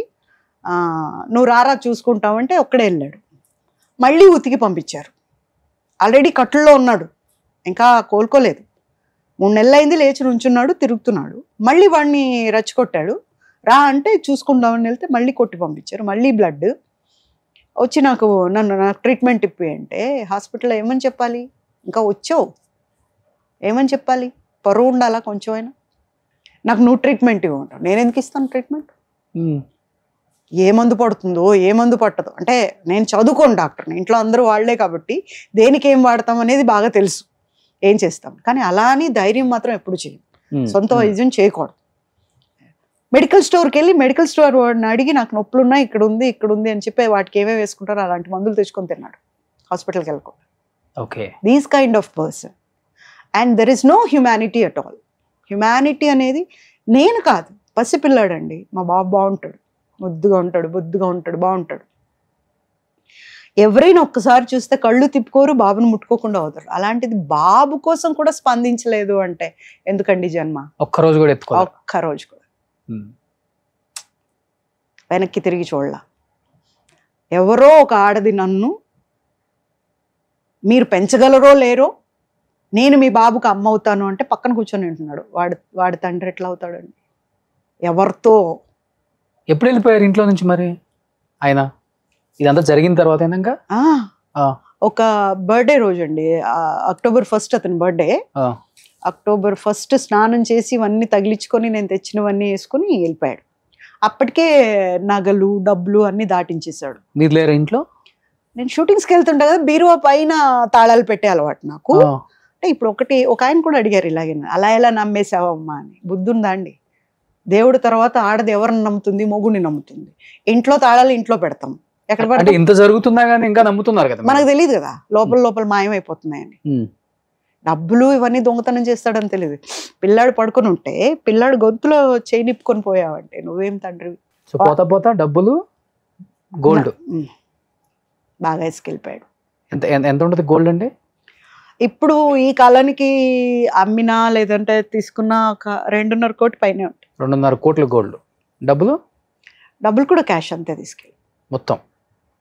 అసలు ఇంట్లో ఏం లేదు, ఇంకా ఏం లేదు. మా బాబుకి పొద్దునే నేను ఎలా బూస్ట్ డబ్బా కొనాలో కూడా తెలియలేదు, అలా ఉంది. కాకపోతే ఒక అలవాటు ఉండేదండి నాకు. మా బాబుకి రోజు 100 రూపాయలు వేసేదాన్ని ఒక హుండీలో. ఎంత పెద్ద కుండతో చేస్తారు కదా, అట్లాంటి కుండ. ఆ కుండ కాపాడింది, మా అబ్బాయి కాపాడాడు నా ఫైనాన్సర్. అది పగలగొట్టి దాంతో పగలగొట్టి ఇంటికి అద్దె కట్టి అడ్వాన్స్ కట్టి 6 నెలల రేషన్ తెచ్చి ఇంట్లో వేసుకొని మా బాబుకి స్కూల్ వేసి. సొంత ఇల్లు కాదు. సో మీరు ప్రాణానికి ప్రాణంగానే ప్రేమించారు చెప్పాలంటే.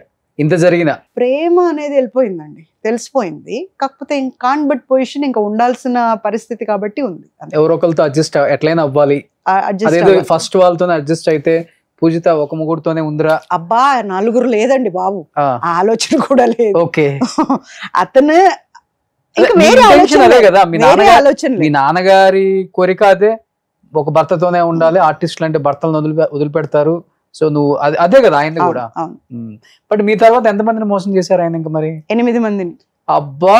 9వ వ్యక్తి IAS ఆఫీసర్ రేఖారాణి గారు, పరదేశీ నాయుడు గారి వైఫ్ ఆవిడ. అరే అప్పుడు కూబింగ్ లో చనిపోయారు ఆయన, వరంగల్ కరీంనగర్ ఎక్కడో. అక్కడ ఆయన వైఫ్ ఆవిడ. ఫేస్బుక్ లో ప్రేమించుకున్నారంట ఇద్దరు.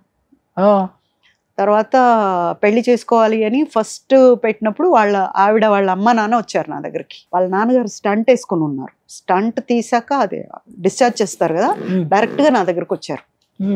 వచ్చేసి అమ్మ ఒక పెళ్లి ఆపాలి అర్జెంట్ అని, రేపే పెళ్లి. ఒక ఫంక్షన్ హాల్లో బుక్ చేశారు. అంటే నేను అనుకున్నా, నేను అప్పుడు లీడ్ ఇండియా అని ఒక ఆర్గనైజేషన్కి పనిచేసేదాన్ని. ఏ అమ్మాయి అబ్బాయి లేచిపోతూ ఉంటారు కదండి ఎక్కువ.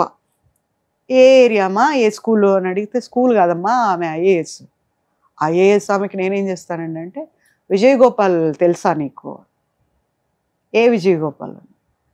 నీ మొగుడు విజయ్ గోపాల్ చెప్పండి అంటే, అతనే పెళ్లి చేసుకుంటుంది. ఒక్క నిమిషం అమ్మ లోపలికి వెళ్ళి వైట్ పేపర్ మీద సైన్ చేయి. ఇప్పటికి 4 సార్లు పంపించిన అతను రెఫ్యూజ్ చేశాడు, డైవోర్స్ ఇవ్వట్లేదు, తీసుకోండి. ఆవిడ చింపేసి, నేను నీ హెల్ప్ కోసం వచ్చానమ్మా, నువ్వు డైవర్స్ ఇస్తానంటావేంటి? ఏంటంటే, నువ్వే ఫస్ట్ వైఫ్వి, నువ్వు అబ్జెక్ట్ చేస్తేనే పెళ్ళి ఆగుతుంది, నా కూతుర్ని మోసం చేస్తున్నాడు. IAS ఆఫీసర్ అంటారు మీ కూతుర్ని మోసం చేయటం ఏంటమ్మా? ఆవిడ ఇలా చూసిందంటే పోలీసులు కుమ్మేస్తారు కదా అని. ఆమెకి 28, 29 ఏళ్ళ కొడుకు ఉన్నాడు అప్పటికి. నేను నోరు తెరిచా, ఏంటి అంత పెద్ద కొడుకుంటే పెళ్లి చేసుకుంటుందా అంటే, చేసుకుంటుందా కాదమ్మా, ఇంకాసేపట్లో పెళ్ళి అయిపోద్ది. అప్పుడు నేను షీ టీమ్స్లో బుక్ చేశాను. వాళ్ళే దగ్గరుండి గైడ్ చేశారు. బుక్ చేస్తే ఇది ఉంటుంది కదా, రిజిస్టర్ ఉంటుంది, దాంట్లో పేజే చింపేశారు వాళ్ళు. ఆ రోజు మండపం బుక్ అయింది అన్నది పేజే చింపేశారు. ఇది ఉండకూడదు, ఎవిడెన్స్ ఉండకూడదు. 3 రోజుల తర్వాత IPS గారింట్లో ఆవిడ చేశారు వాళ్ళిద్దరికి పెళ్ళి. ఓకే. ఇంత జరిగిందని తెలిసినా కానీ ఆమె కూడా పెళ్లి చేసుకున్నారు. అంతా తెలుసు ఆవిడికి, అంతా తెలుసు, వీళ్ళందరికీ తెలుసు. వీళ్ళంతా ఒక గ్యాంగ్ అండి. ఒక MP, IAS ఆఫీసర్, వాళ్ళ అమ్మ, చెల్లి, వీళ్ళందరికీ బినామీ ఇతను. వాళ్ళ ఆస్తులన్నీ వీడి పేరున్నాయి. ఓకే. సో అవి కాపాడటానికి ఆటోమేటిక్గా వీళ్ళు కాపాడతారు. అతని మీద ఎన్ని కేసులు పెట్టినా వాళ్ళ ఆస్తులు కాపాడుకోవాలంటే వీడిని కాపాడాలి. బట్ మరి ఆయన పెళ్లి చేసుకున్న తర్వాత ఉన్నారా ఇప్పుడు ఆమెతో, లేకపోతే? వాళ్ళు విడిపోయారంటండి. వాళ్ళు విడిపోయి ఇప్పుడు ఆవిడ వేరే పెళ్లి చేసుకున్నారంట మళ్ళీ. IPS. ఇప్పుడు ఏం చేస్తున్నారు మరి? ఇంకా తెలియదండి నాకు. వేరే అదే ఫేస్బుక్ చూస్తూ ఉంటాడు వేరే క్యాండిడేట్ కోసం, ఆ పని మీదే ఉంటాడు. ఓకే. ఇప్పుడు 9 అయిపోయినాయి. అంటే నాకు అర్థం కాదు ఏంటంటే, ఇదంతా 9 అయిపోయింది. 9 సంవత్సరాల క్రితం పెద్ద సంచలనం మీ న్యూస్ చెప్పాలంటే. సో నన్ను చంపడానికి సిద్ధమైపోయారు, నాకు తండ్రి లేరు, తల్లి లేరు, ఉన్న ఒక బ్రదర్ కూడా చనిపోయారు, ఉంది ఒకే ఒక అక్క, ఆమె కూడా టచ్లో లేరు, ఎప్పుడు ఏం జరుగుతుందో తెలియదు, నన్ను ఏ టైం అయినా కానీ వాళ్ళు మర్డర్ చేయొచ్చు అని కూడా మీరు అప్పుడు మీడియాకి ఎక్కారు, నాకు గుర్తుంది. సో తీసుకెళ్లారు కూడా నన్ను, ఇలా జరుగుతుందే కాదు, తీసుకెళ్లారు కూడా నన్ను చంపడానికి. ఓకే. సఫారీ ఇచ్చిన వల్ల నేను సినిమా స్టైల్లో తప్పించుకొని వచ్చాను. ఎట్లా? వాళ్ళు నాతో మాట్లాడిన తర్వాత ఆవిడ కూడా వచ్చారు. ఆవిడ కూడా వచ్చి మాట్లాడి, ఇప్పుడు మీ అబ్బాయికి నేను తల్లి అయితే మీ అబ్బాయి గట్టెక్కుతాడు, లేకపోతే నీ దగ్గర ఏమీ లేదు, ఏం చేస్తావు అని. నాకు కోపం వచ్చి నేను కూడా తిట్టేశా బాగా. తిట్టిన తర్వాత అతను ఎవరైతే నన్ను ఎత్తుకెళ్ళారో అతను అన్నాడు, గన్ అట్లా ముందేసి, పిల్లల్ని బజార్న వేస్తున్నారు మీరు, మీకు కొంచెమన్నా బుద్ధి ఉంది? ఎవరయ్యా పిల్లల్ని బజార్న వేస్తుంది? పిల్లాడి కోసం నేను మళ్ళీ ఇండస్ట్రీకి వెళ్ళలేదు, ఎందుకంటే పొడుస్తారు మాటలతో, లేదా ఒకడు రాయేస్తాడు, ఇప్పుడు ఎట్లా కష్టంలో ఉంది కదా పడకపోతుందా అని. అలాంటివన్నీ తప్పించుకొని నా బిడ్డకే న్యాయం చేయాలని నా బిడ్డ చేయి పట్టుకొని నేను తిరుగుతున్నా. వాడి కడుపు నిండటానికి నేను కడుపు కాల్చుకొని ఉంటున్నా. I feel very great. మా అబ్బాయి కోసం నేను చేస్తున్నా అంటే నా కళ్ళల్లో ఆనందం ఉంది. నా కొడుకు న్యాయం చేస్తున్నాను అన్న తృప్తి ఉంది. ఎవరు చేస్తున్నారు అన్యాయం? ఆమె చేస్తుంది అన్యాయం. 29 ఏళ్ల కొడుకు హ్యాంగ్ చేసుకుంటుంటే దింపలేకపోయింది ఆవిడ తల్లే. ఆవిడ నా కొడుకు తల్లి అవుతుందా? ఎట్లా అవుతుంది నా కొడుకు తల్లి? నేను చెప్తేనే నమ్మాలి వాడైన తండ్రి అని, లేకపోతే నమ్మలేడు కదా. పో అనుకోపో, ఏమనుకుంటావు?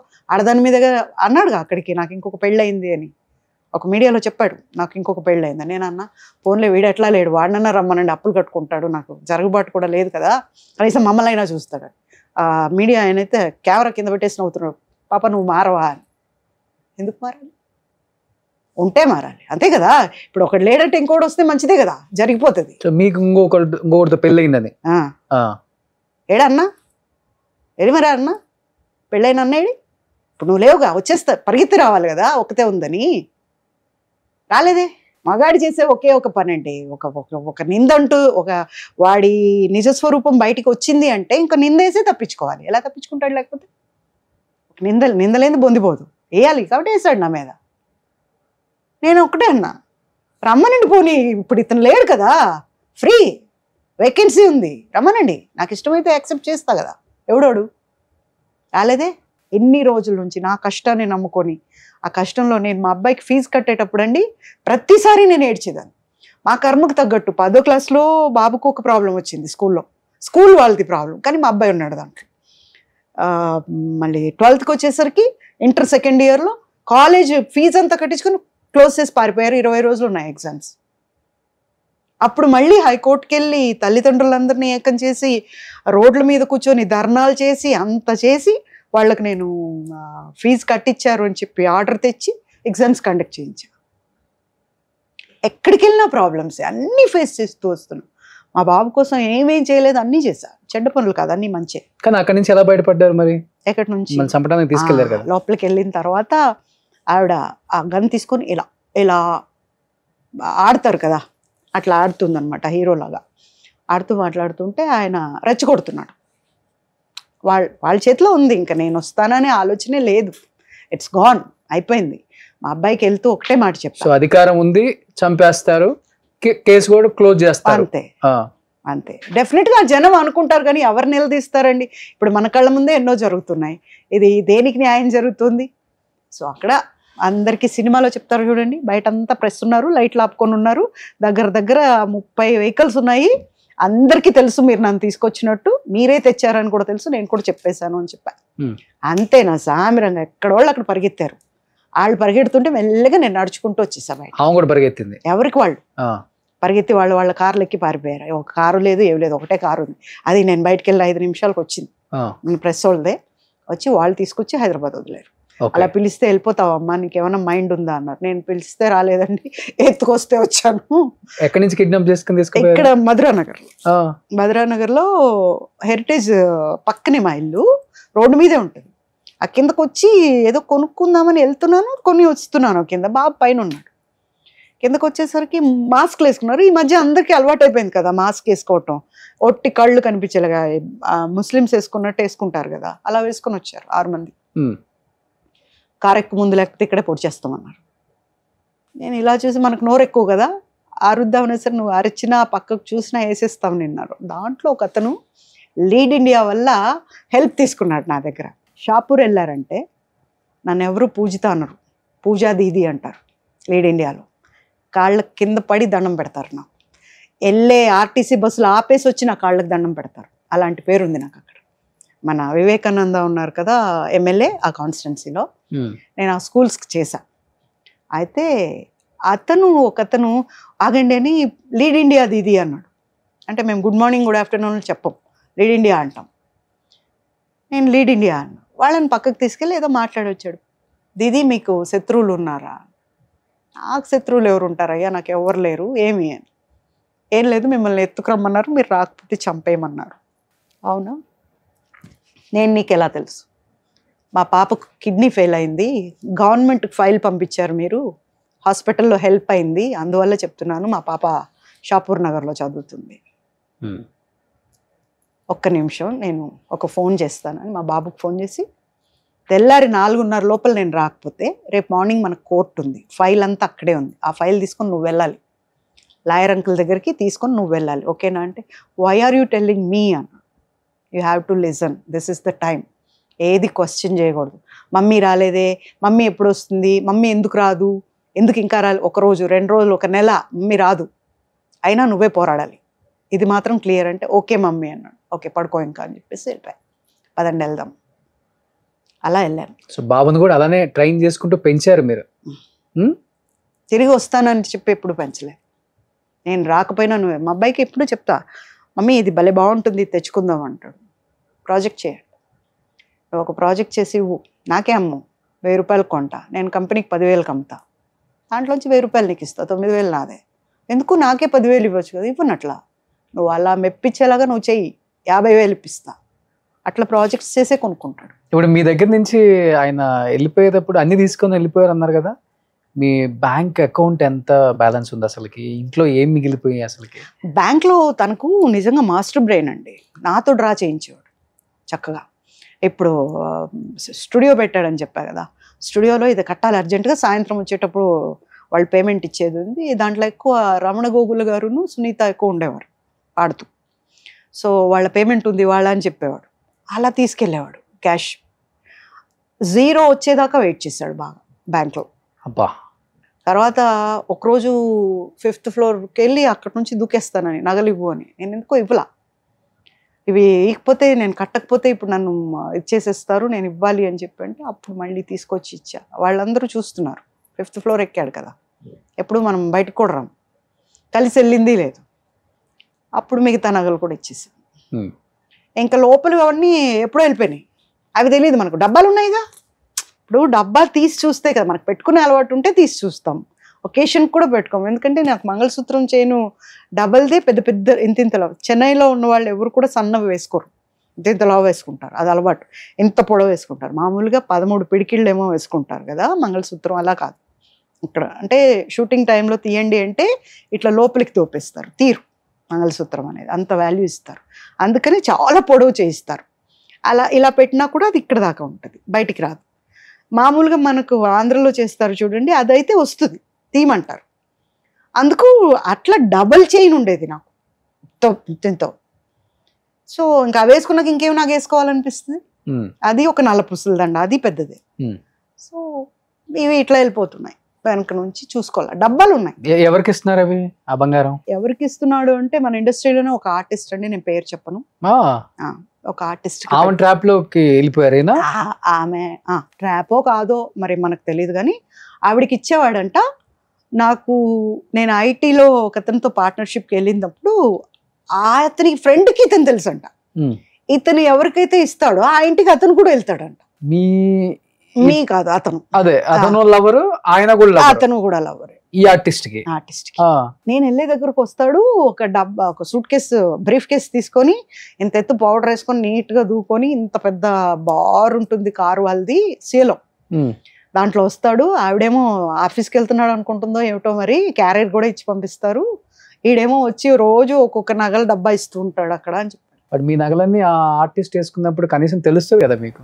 నేను ఒక్కరోజు మాత్రం బ్యాంగిల్స్ చూసాను, ఒకరోజు ఎవరో ఎందుకు వాళ్ళ తమ్ముడి భార్య చేతిలో కూడా చూసాను నా గాజులు. I was taken back. అంటే ఇంకొకటి ఉంటుంది, నాకున్నవి మీకు ఉండకూడదు అని ఏమీ ఉండదు, అలాంటిది ఇష్టపడి కొనుక్కొని ఉండొచ్చు అన్న దీంట్లో ఉన్నా, కానీ మనసు ఒప్పుకోలేదు, కాదు ఇవి నావే అని. అప్పుడు చెక్ చేస్తే నావి లేవు, అక్కడ ఉన్నాయి, మరి ఎందుకున్నాయో నాకు తెలియదు. కానీ ఆర్టిస్ట్ ఎప్పుడైనా ఓపెన్ గా అడిగారా, నా భర్తను ఎలా ఉంచుకోవాలనిపించింది మీకు? లేదండి, భర్త అనే మాటకే అర్హత లేనోడు ఇట్లా పోతే పోయాడు దరిద్రం అనిపించింది. ఆ దరిద్రం గురించి మాట్లాడాలనే లేదు. అంతేందుకు, ఇప్పుడు కోర్టులో కేసు ఉంది, ఇప్పుడు ఉంది రన్నింగ్ ప్రెసెంట్ కోర్టులో ఉంది. నేనే నిన్న వదిలేసా. ఇంకా దేంట్లో I'm దేని quitting. మీద వేసారు? డైవర్స్ అయిపోయింది, విడాకులు తీసుకున్నారు కదా, వేయలేదు కదా. మీరు సైన్ చేసి పంపించారు నేను కదా. పేజ్ ఇస్తే ఆవిడ చింపేసింది కదా.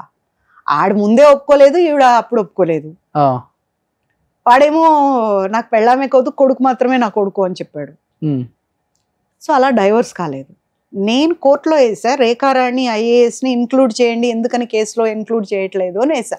ఉమ్, అప్పుడు సెషన్స్ కోర్ట్ వెకేషన్స్లో జడ్జి ఒకటే అడిగాడు, ఐఏఎస్ అయితే ఏంటి, ప్రైమ్ మినిస్టర్ అయితే ఏంటి, ఒక ఆడదికి పెళ్ళైన ఆడదాని లైఫ్లోకి వెళ్ళింది ఆవిడ, పేరు ఇంక్లూడ్ చేయండి అని చెప్పి అక్కడ ఇచ్చారు ఆర్డర్. ఓకే. వెంటనే దాన్ని ఆటకెక్కించింది ఉమ్, అక్కడ వాళ్ళతో కుమ్ముకై. అది 8 ఏళ్ల తర్వాత దులిపారేమో, అది కింద పడిందో ఏమో మరి, అది నాంపల్లి కోర్టుకు వచ్చింది. ఉమ్, వచ్చాక వాళ్ళు ఫోన్లు చేస్తున్నారు, నేను ఎవరిదోని ఫోన్ ఎత్తట్లా. అప్పుడు ఒకరోజు ఎందుకే నాకు మాటకి ఈ నెంబర్తో ఫోన్ చేసిన, ఎవడు నువ్వు అని చెప్పి తిట్టుతున్నా. తిడితే అప్పుడు నేను కానిస్టేబుల్ అండి, ఇట్లా మీ కోర్టుకు వచ్చింది కేసు, మీరు రండి అని. ఏం పొడిచారని 8 ఏళ్లలో ఇప్పుడు నేను వచ్చి పొడిచేది ఏముంది, నేను రాను, కొట్టేసేయండి అని చెప్పా. ఉమ్, కాదు మేడం మీకు న్యాయం జరుగుతుంది రండి అన్న. సరే చూద్దాం అసలు ఏంటి పరిస్థితి అని వెళ్ళా. 1.5 year వెళ్ళా. మొన్న పోయిన నెల అనుకుంటా పీపీ గారిని అలర్ట్ చేస్తే ఆయన అన్నారు, అమ్మా దీంట్లో ఎవిడెన్స్లు ఉంటాయి కదా, ఎవిడెన్స్లు ఒరిజినల్ ఇస్తే నువ్వు కేసు గెలుస్తావు అన్నాడు. మరి నేను కేసు పెట్టినప్పుడు ఇచ్చిన ఒరిజినల్స్ ఒకసారి ఉంటాయి కదా, రెండోసారి ఒరిజినల్స్ ఎలా వస్తాయి? హౌ యూ ఎక్స్పెక్ట్, ఎలా వస్తాయి అసలు? ఏం ఒరిజినల్స్ ఇచ్చారు అప్పుడు? ఫొటోస్, పెళ్లి ఫొటోస్ కానీ, మీ పెళ్లివి? బాబు ఫొటోస్, ఫంక్షన్స్ ఫోటో కానీ, ఏమంటారు అది, సీమంతం ఫోటోలు కానీ, మేమిద్దరం కలిసి ఉన్నవి కానీ, ఎక్కడెక్కడికి వెళ్ళినప్పుడు అవన్నీ ఇచ్చాను. అవన్నీ పెట్టుకున్నారు. ఏదైనా తప్పు ఉండొచ్చండి, రేషన్ కార్డు తప్పు ఉంటుందా? ఇద్దరిని కూర్చోబెట్టి ఫోటో తీస్తారు. భారత ప్రభుత్వం అంత పిచ్చిదా? కాదు కదా. ఆ ఫోటో కూడా ఇచ్చాం. మళ్ళీ యాక్చువల్గా వాళ్ళు ఏమంటారంటే, మిమ్మల్ని నాకు హోంవర్క్ ఇస్తున్నారు, కేసు నేను పెట్టా, ఎందుకు, వీళ్ళందరూ సిట్టింగ్లో ఉన్నారు కదా, ఐఏఎస్లు ఐపీఎస్లు ఎంపీలు వీళ్ళందరూ సిట్టింగ్లో ఉన్నారు. ఏం చేసినా డీజీపీ దగ్గరికి వెళ్తే రిపోర్ట్ తీసుకోరు, అక్కడి నుంచి పరిగెట్టాలి. పోలీస్ స్టేషన్కి వెళ్తే పోలీస్ స్టేషన్లో ఎవరు ఉండరు. చాలా దారుణంగా తిప్పారు నన్ను. తర్వాత ప్రెస్ అంతా వచ్చేసి నాతో కూడా వస్తే అప్పుడు తీసుకున్నారు. అక్కడ బాబు ఖాన్ ఎస్టేట్లో అక్కడ తీసుకున్నారు. ఇప్పుడు మీ ఫైట్ అతని మీద ఆమె మీద, ఇంకా అతని దగ్గర ఆయన లేరు కదా ఇప్పుడు. ఇప్పుడు ఉన్నా లేకపోయినా ఫస్ట్ అయితే జరిగింది కదా, అన్యాయం జరిగిందా లేదా, అన్యాయం జరిగింది అనేది నా పోరాటం. నేనేమి, నాకు ఆవిడంది నీకు వద్దన్నావు కదా, నేను చేసుకుంటే నీకేంటి బాధ అని అడిగింది, మీడియాలో అడిగింది ఆవిడ నన్ను. నేను అనలేదే నాకు వాడు కావాలని. ఎంగిల్ కంచం ఇంట్లో పెట్టుకుని అలవాట్లేదు నాకు, నాకు నచ్చలేదు, నా కంచం వేసి పడేస్తాను నేను. అలాంటిది ఎంగిల్ కంచం నేను ఎందుకు పెట్టుకుంటాను ఇంట్లో? ఇంత తెలిసి ఇంత బాహాటం అయిన తర్వాత నిన్ను తెచ్చుకుని నేను ఎందుకు పెట్టుకుని, నేను అడిగానే ఏంటి వాడు కావాలి నాకని. నేను అనలేదే, నాకు వద్దు. చాలా ఎందుకనో దేవుడు ఇలా చేశాడంటే, మా నాన్నగారు చనిపోయిన తర్వాత నాలో దూరాడేమో వద్దమ్మా అని. ఆ మాట నేను బయటికి వెళ్ళలేదు కదా, వాడు పారిపోయాడు, వాడు తప్పు చేశాడు, నేను కాదే. దాని తర్వాత మీ మీద ఇంకా ఇప్పుడు మర్డర్ అటెంప్ట్స్ జరగటం కానీ ఇవన్నీ ఏం లేవు? మళ్ళీ నేను ప్రెస్ మీట్ పెట్టా కదా అక్కడి నుంచి వచ్చిన తర్వాత, నా వేలికి చిన్న గాయమైనా కూడా వీళ్ళు ముగ్గురే. ఐఏఎస్ ఈమె ఆవిడందండి, వాళ్ళ అమ్మ రేఖారాణి వాళ్ళ అమ్మకు ఫోన్ చేసింది ఆవిడ. ఏంటి అది రెచ్చిపోతుంది అని చెప్పి నన్ను, అది రెచ్చిపోతుంది కొంచెం ఎక్స్ట్రాలు చేసిందంటే లోపలేసి బ్రోదల్ కేసు పెడతాను. అది మా అబ్బాయి టీవీలో చూశాడు, మా కాదు విన్నాడు పక్కనే కూర్చొని. ఇంటికి వచ్చాక నేను చాలా బాధపడ్డా. ఎంత మాట అంది ఆవిడ నన్ను, ఏం తెలుసు వీళ్ళందరికీ, వాడు ఎంత మోసగాడో తెలిసి వీళ్ళకి ఏ మాయలో ఉండి ఈ మాటలు నన్ను అన్ననింది అనేసి. అంటే మా బాబు వచ్చి నన్ను, మా బ్రోదల్ అంటే ఏంటి అని అడిగాడు. ఒకసారి షేక్ అయిపోయాను నేను. దాటేయకూడదు, చెప్పాలి. నాన్న ఒక భార్య ఉండగా, ఒక మన అనుకున్న వాళ్ళు ఉండగా ఇంకొకళ్ళు చాలామంది మెయింటైన్ చేస్తే వాళ్ళని అంటారు.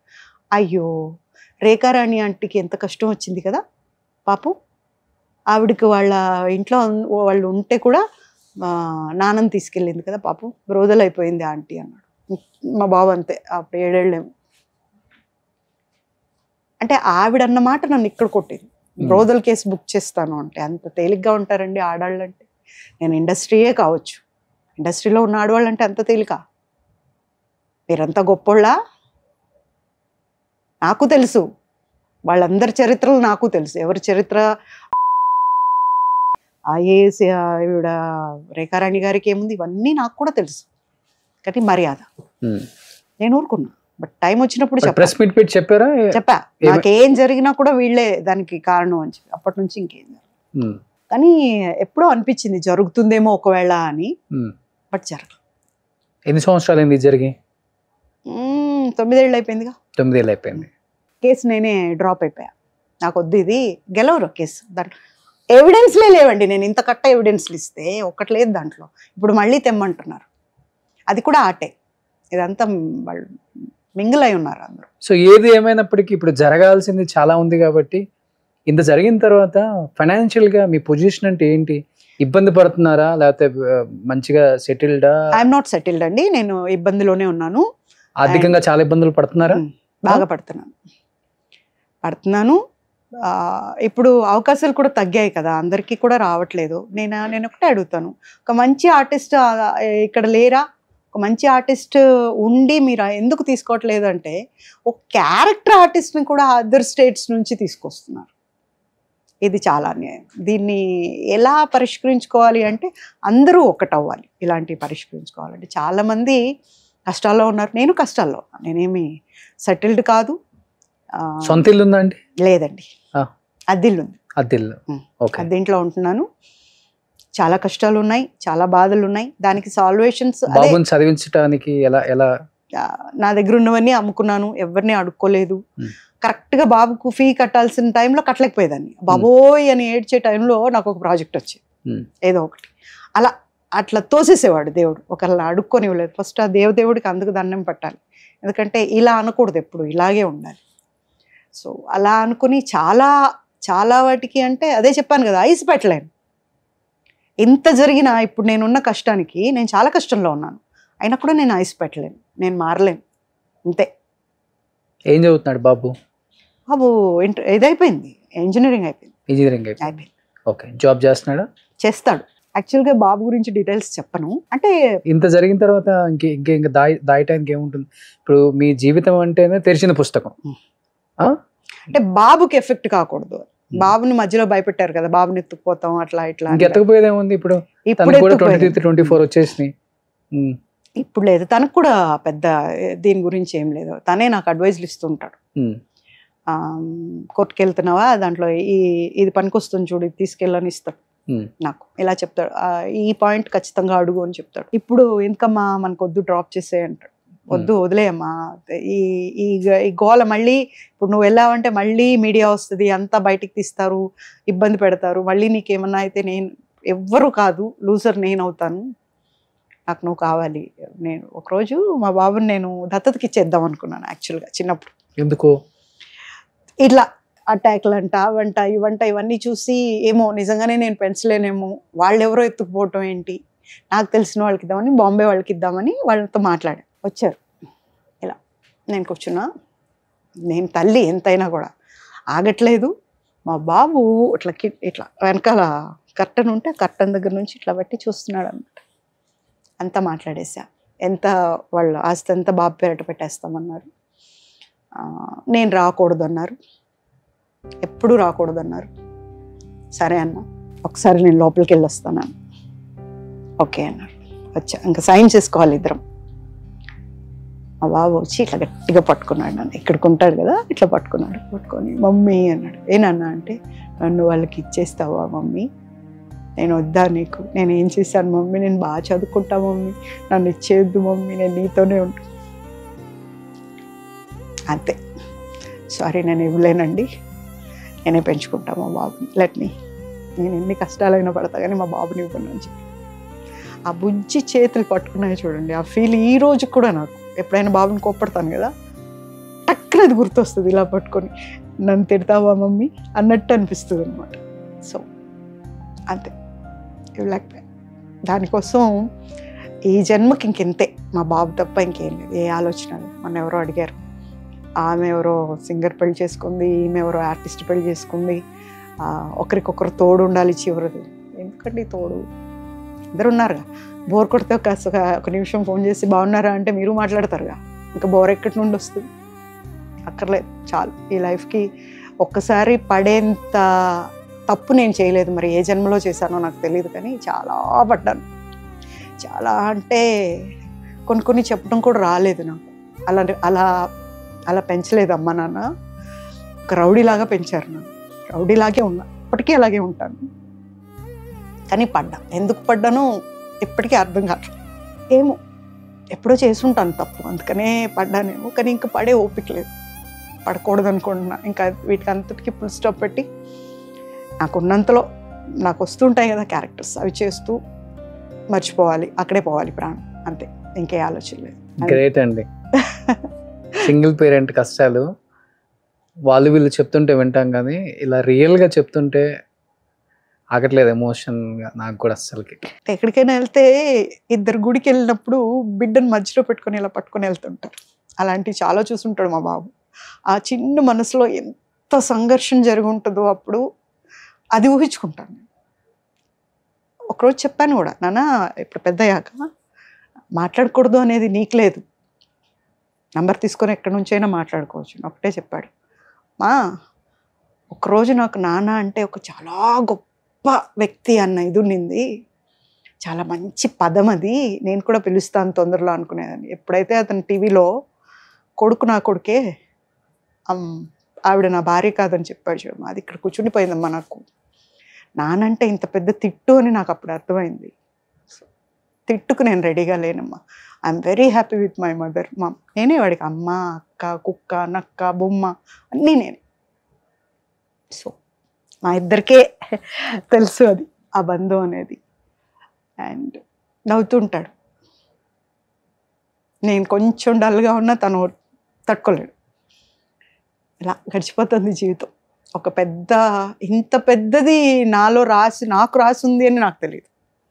ఆడుతూ పాడుతూ ఏదో చిల్లరగా రౌడీగా ఉంటాను కదా, ఆకతాయిగా ఉంటాను కదా, అల్లరి చేస్తూ ఉంటాను ఎక్కువ. ఇప్పటికీ అల్లరి చేస్తూ ఉంటాను, సెట్లో కూడా అలాగే ఉండేదాన్ని. నాలో ఉన్న నన్ను చంపేసింది. నా ఒరిజినాలిటీ అనేది చచ్చిపోయింది. పూజిత అనేది ఇప్పుడు నిజంగా ఒక యాక్టింగ్ ఏమో అనిపిస్తుంది. ఒరిజినాలిటీ ఏమీ చేయకుండా కష్టాలు పాలైంది నేను.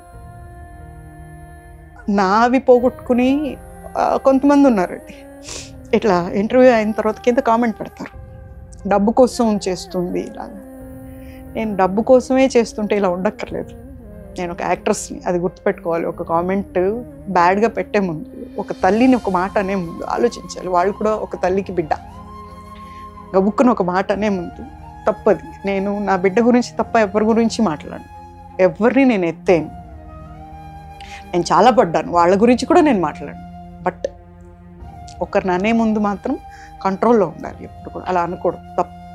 ఆ తప్పు తల్లిదండ్రులు కూడా నేర్పాలి, అలా చేయకూడదు, అలా అనకూడదు అనేది. నేను ఒక అడ్వకేట్ పెట్టాడు నాకు, ఎవరో చదువుకొనివాడో ఒక రోగ్ పెట్టాడు అంటే మాట్లాడచ్చు. ఇదంతా డబ్బుల కోసం చేస్తుంది, నా దగ్గరకు వస్తే నేను డబ్బులు ఇప్పిస్తాను అనేసి. ఏ ఇన్సిడెంట్ జరిగి 9 ఏళ్ళు అవుతుంది. 9 ఏళ్ళ నుంచి నేను ఏ ప్రాజెక్టులు చేశానో, ఏమేమి ఖర్చులు ఉంటాయో, నాకు ఎలా కష్టపడి కట్టానో నాకు ఇచ్చిన వాళ్ళకి తెలుసు. నేను ప్రాజెక్టులు చేస్తే, నేను హాస్పిటలైజ్ అయినప్పుడు ఐ థింక్ 6 lakhs సంథింగ్ అయింది. అప్పుడు నేను బాబుకి ఏదో కట్టాలి, అది కట్టకుండా మా అబ్బాయి తీసుకెళ్ళి అది కట్టాడు హాస్పిటల్కి. నేను తిట్టా, ఈరోజు కాకపోతే రేపైనా ఎవరో అందరూ పోవాల్సిందే, పోతామంతే, ఇది ఎందుకు కట్టావు, నీకు ఇంపార్టెంట్ అని. నీకంటే నాకు ఏది ఇంపార్టెంట్ కాదమ్మా అని చెప్పి కట్టాడు. తర్వాత మళ్ళీ నేను ప్రాజెక్ట్ చేసి దాన్ని తెచ్చి మళ్ళీ నేను మా బాబుకి కట్టాను. అంటే ఒక గొప్ప ఇదేంటంటే, ఇంత దీంట్లో కూడా నాకేం హెల్ప్ రాలేదు, రావాలని కోరుకోలేదు నేను. అండ్ నేను అడుక్కోలేదు, అది చాలా కష్టమైన పని. నేను అడుక్కోలేదు, ఒక అమ్మగా నేను అడుక్కోలేదు. మా అబ్బాయి ఎప్పుడు కూడా అమ్మ వచ్చింది, అమ్మ తెచ్చేసింది, అంతే, ఇంతవరకే. ఒకరు ఇచ్చారు మనం తీసుకున్నాము అనే మాట రాలేదు. చిన్న చిన్నవి ఉంటాయి కదా, వెండి అంట, చిన్న చిన్న బంగారం అంట, ఏమైనా ఉంటాయి కదా, అవన్నీ అమ్మేశాను. అంటే పెట్టుకుంటే చూడాల్సింది ఏం లేదు, మా అబ్బాయిగా నేను ఎలా ఉన్నా చూస్తాడు. మామూలుగా జీన్స్లో ఉంటాము, ఏం పెట్టుకుంటాం? అప్పుడు ఇంత ఉన్నప్పుడు చీరలు కట్టినప్పుడు పెట్టలేదు, మనకు అలవాట్లేదు. ఇప్పుడు ఏం పెట్టుకుంటాం? ఇప్పుడు మా అబ్బాయి బాగుండాలి అంతే. సో అందుకని ఇంట్లో ఉన్న సిల్వర్ గోల్డ్ అంత చిన్న చిన్నవి కూడా అమ్మేసుకున్నారు. అంతా అమ్మేశాను. కారు ఉందా? ఉంది. ఓకే. షూటింగ్కి వెళ్ళడానికి ఇబ్బంది అవుతుంది కదా ఇబ్బంది అది కూడా అమ్మేస్తాను అన్నాను. బాబు ఎలా వెళ్తావమ్మా, వద్దు నీకు అలవాట్లేదు కదా అంటే. నేను ఇండస్ట్రీకి వచ్చిన తర్వాత 3 నెలల్లోనే కార్ కొని పెట్టారు నాకని మా నాన్నగారు. అప్పటి నుంచి ఇప్పటి వరకు కార్ లేకుండా వెళ్ళలేదు. సో ఈ మధ్య ట్రైబర్ తీసుకున్నాను 7 సీటర్ది. ఒక సినిమా తీయచ్చు మీది కదా ఆ? అనుకుంటూ ఉంటాను నేను కూడా అప్పుడప్పుడు. ఇదంతా పేపర్ మీద పెట్టేస్తే ఒక కథ అయిపోద్ది అని. మంచి కథ. కానీ ఎవరైనా కానీ ఇండస్ట్రీలో చాలామంది ఆర్టిస్టులు ఉన్నారు, లేడీ ఆర్టిస్టులు సపోర్ట్గా నిలబడి, అంటే ఫైనాన్షియల్ టైంలో కానీ లేకపోతే మోరల్ సపోర్ట్ అదే కావాలి ఇండస్ట్రీలో. ఎవరైనా అదే ఎక్స్పెక్ట్ చేస్తాం. నా వెనక వీళ్ళు ఉన్నారు, ధైర్యం చెప్పేవాళ్ళు నా ఫ్రెండ్స్ అని. ఎవరు లేరా మీకు? ఎవ్వరు? నాకు ఫ్రెండ్ అంటే మా అక్క వాళ్ళ పాప ఉంటుంది, అదే తిరుపతిలో సొంత డాక్టర్. అక్క అంతే. డాక్టర్. సో వాళ్ళు టచ్లో ఉన్నారు ఇప్పుడు? వాళ్ళిద్దరే నా ఫ్రెండ్స్. ఏమున్నా చెప్పుకుంటాం, మాట్లాడతాం. కంట్లో నీళ్ళు వచ్చినా, ఒంట్లో చెమట వచ్చినా ఏదైనా వాళ్ళతోనే పంచుకుంటారు. బాబు అంతే.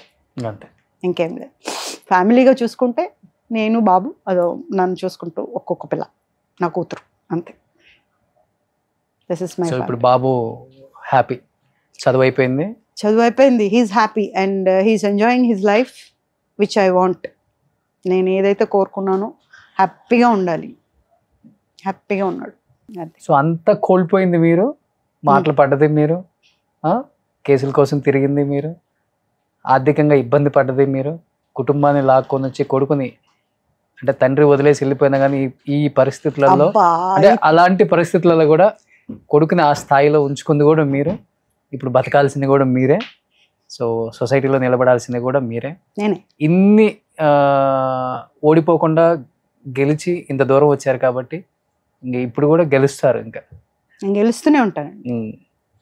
వాళ్ళు ఇప్పుడు ఈ కేసుల వల్ల లేకపోతే వాళ్ళు అది కేసు గెలవటం వల్ల పెద్దగా మీకు ఒరిగేది కూడా ఏం లేదు. ఇంకా వాళ్ళు గొప్ప వాళ్ళు అయితే వాళ్ళకి గొప్ప, అంతే, ఎవరికి గొప్ప కాదు. అంతే కదా. ఇవాళ రేపు వాళ్ళు వీళ్ళని కూడా లేదు, ఎవరున్నా కానీ నిజమైన ఆధారాలు ఉంటే. ఒక ఛానల్లో వచ్చింది కదా, 1 month వాళ్ళే ఇచ్చారు టెలికాస్ట్.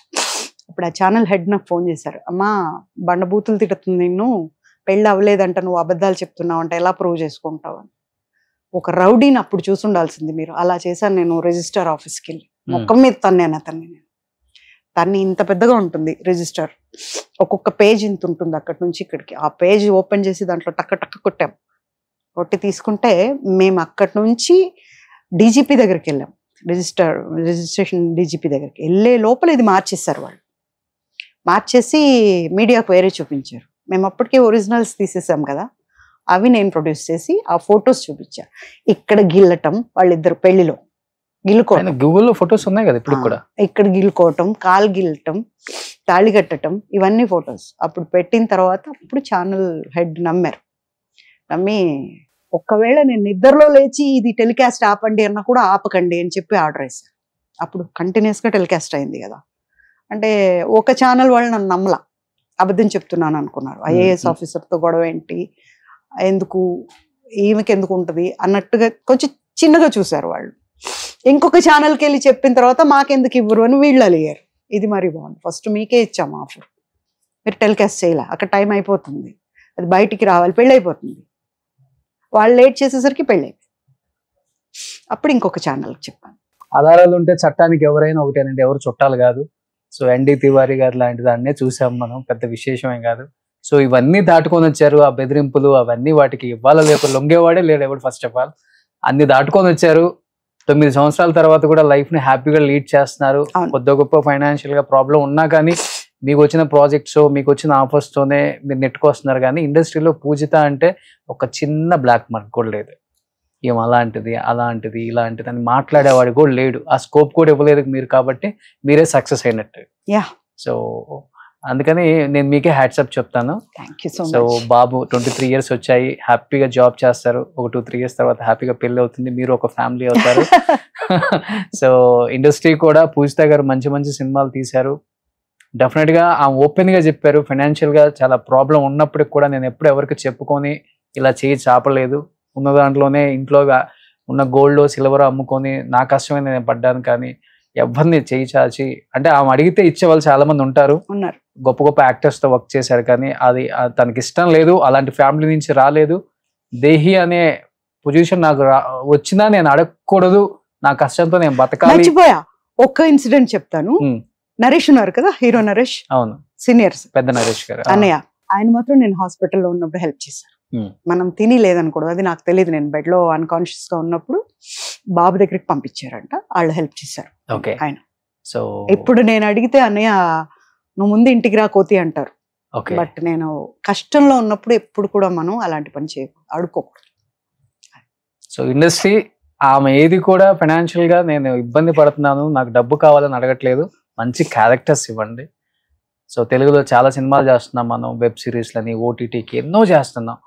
మంచి క్యారెక్టర్కి ఇప్పటికి కూడా అక్క క్యారెక్టర్లకి చాలా బాగా సూట్ అవుతారు పూజిత గారు. అమ్మ క్యారెక్టర్లకైనా మంచి క్యారెక్టర్స్ ఇచ్చి సపోర్ట్ చేసి, ఇలాంటి వాళ్ళు మన వాళ్ళని రోడ్డును పడకుండా ఫైనాన్షియల్గా అండ్ మన వాళ్ళని మనమే కాపాడుకోవాలి.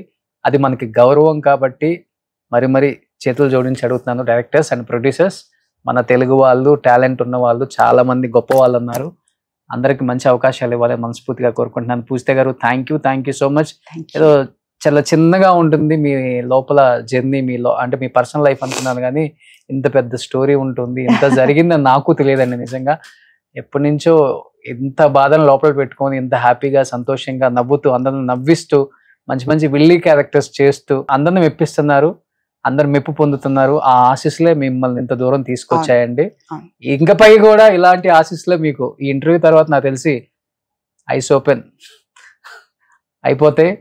సో ఒకసారి అందరు ఐ ఓపెన్ అయిపోతే డెఫినెట్గా ఇండస్ట్రీ కూడా మీరేంటో తెలుసుకుంది కాబట్టి మీకు ఒక వాల్యూ ఇస్తుందని నేను అనుకుంటున్నానండి. So be happy. Thank you. Strong women. Okay. So thank you so much. Thank you too. చేతులు జోడించి మనస్ఫూర్తిగా నమస్కారం పెట్టాలనిపించింది మీకు నిజంగా. Come on. సుమన్ టీవీలో మీ పర్సనల్ అండ్ బిజినెస్ ప్రమోషన్స్ కోసం కింది నెంబర్కి కాంటాక్ట్ చేయండి.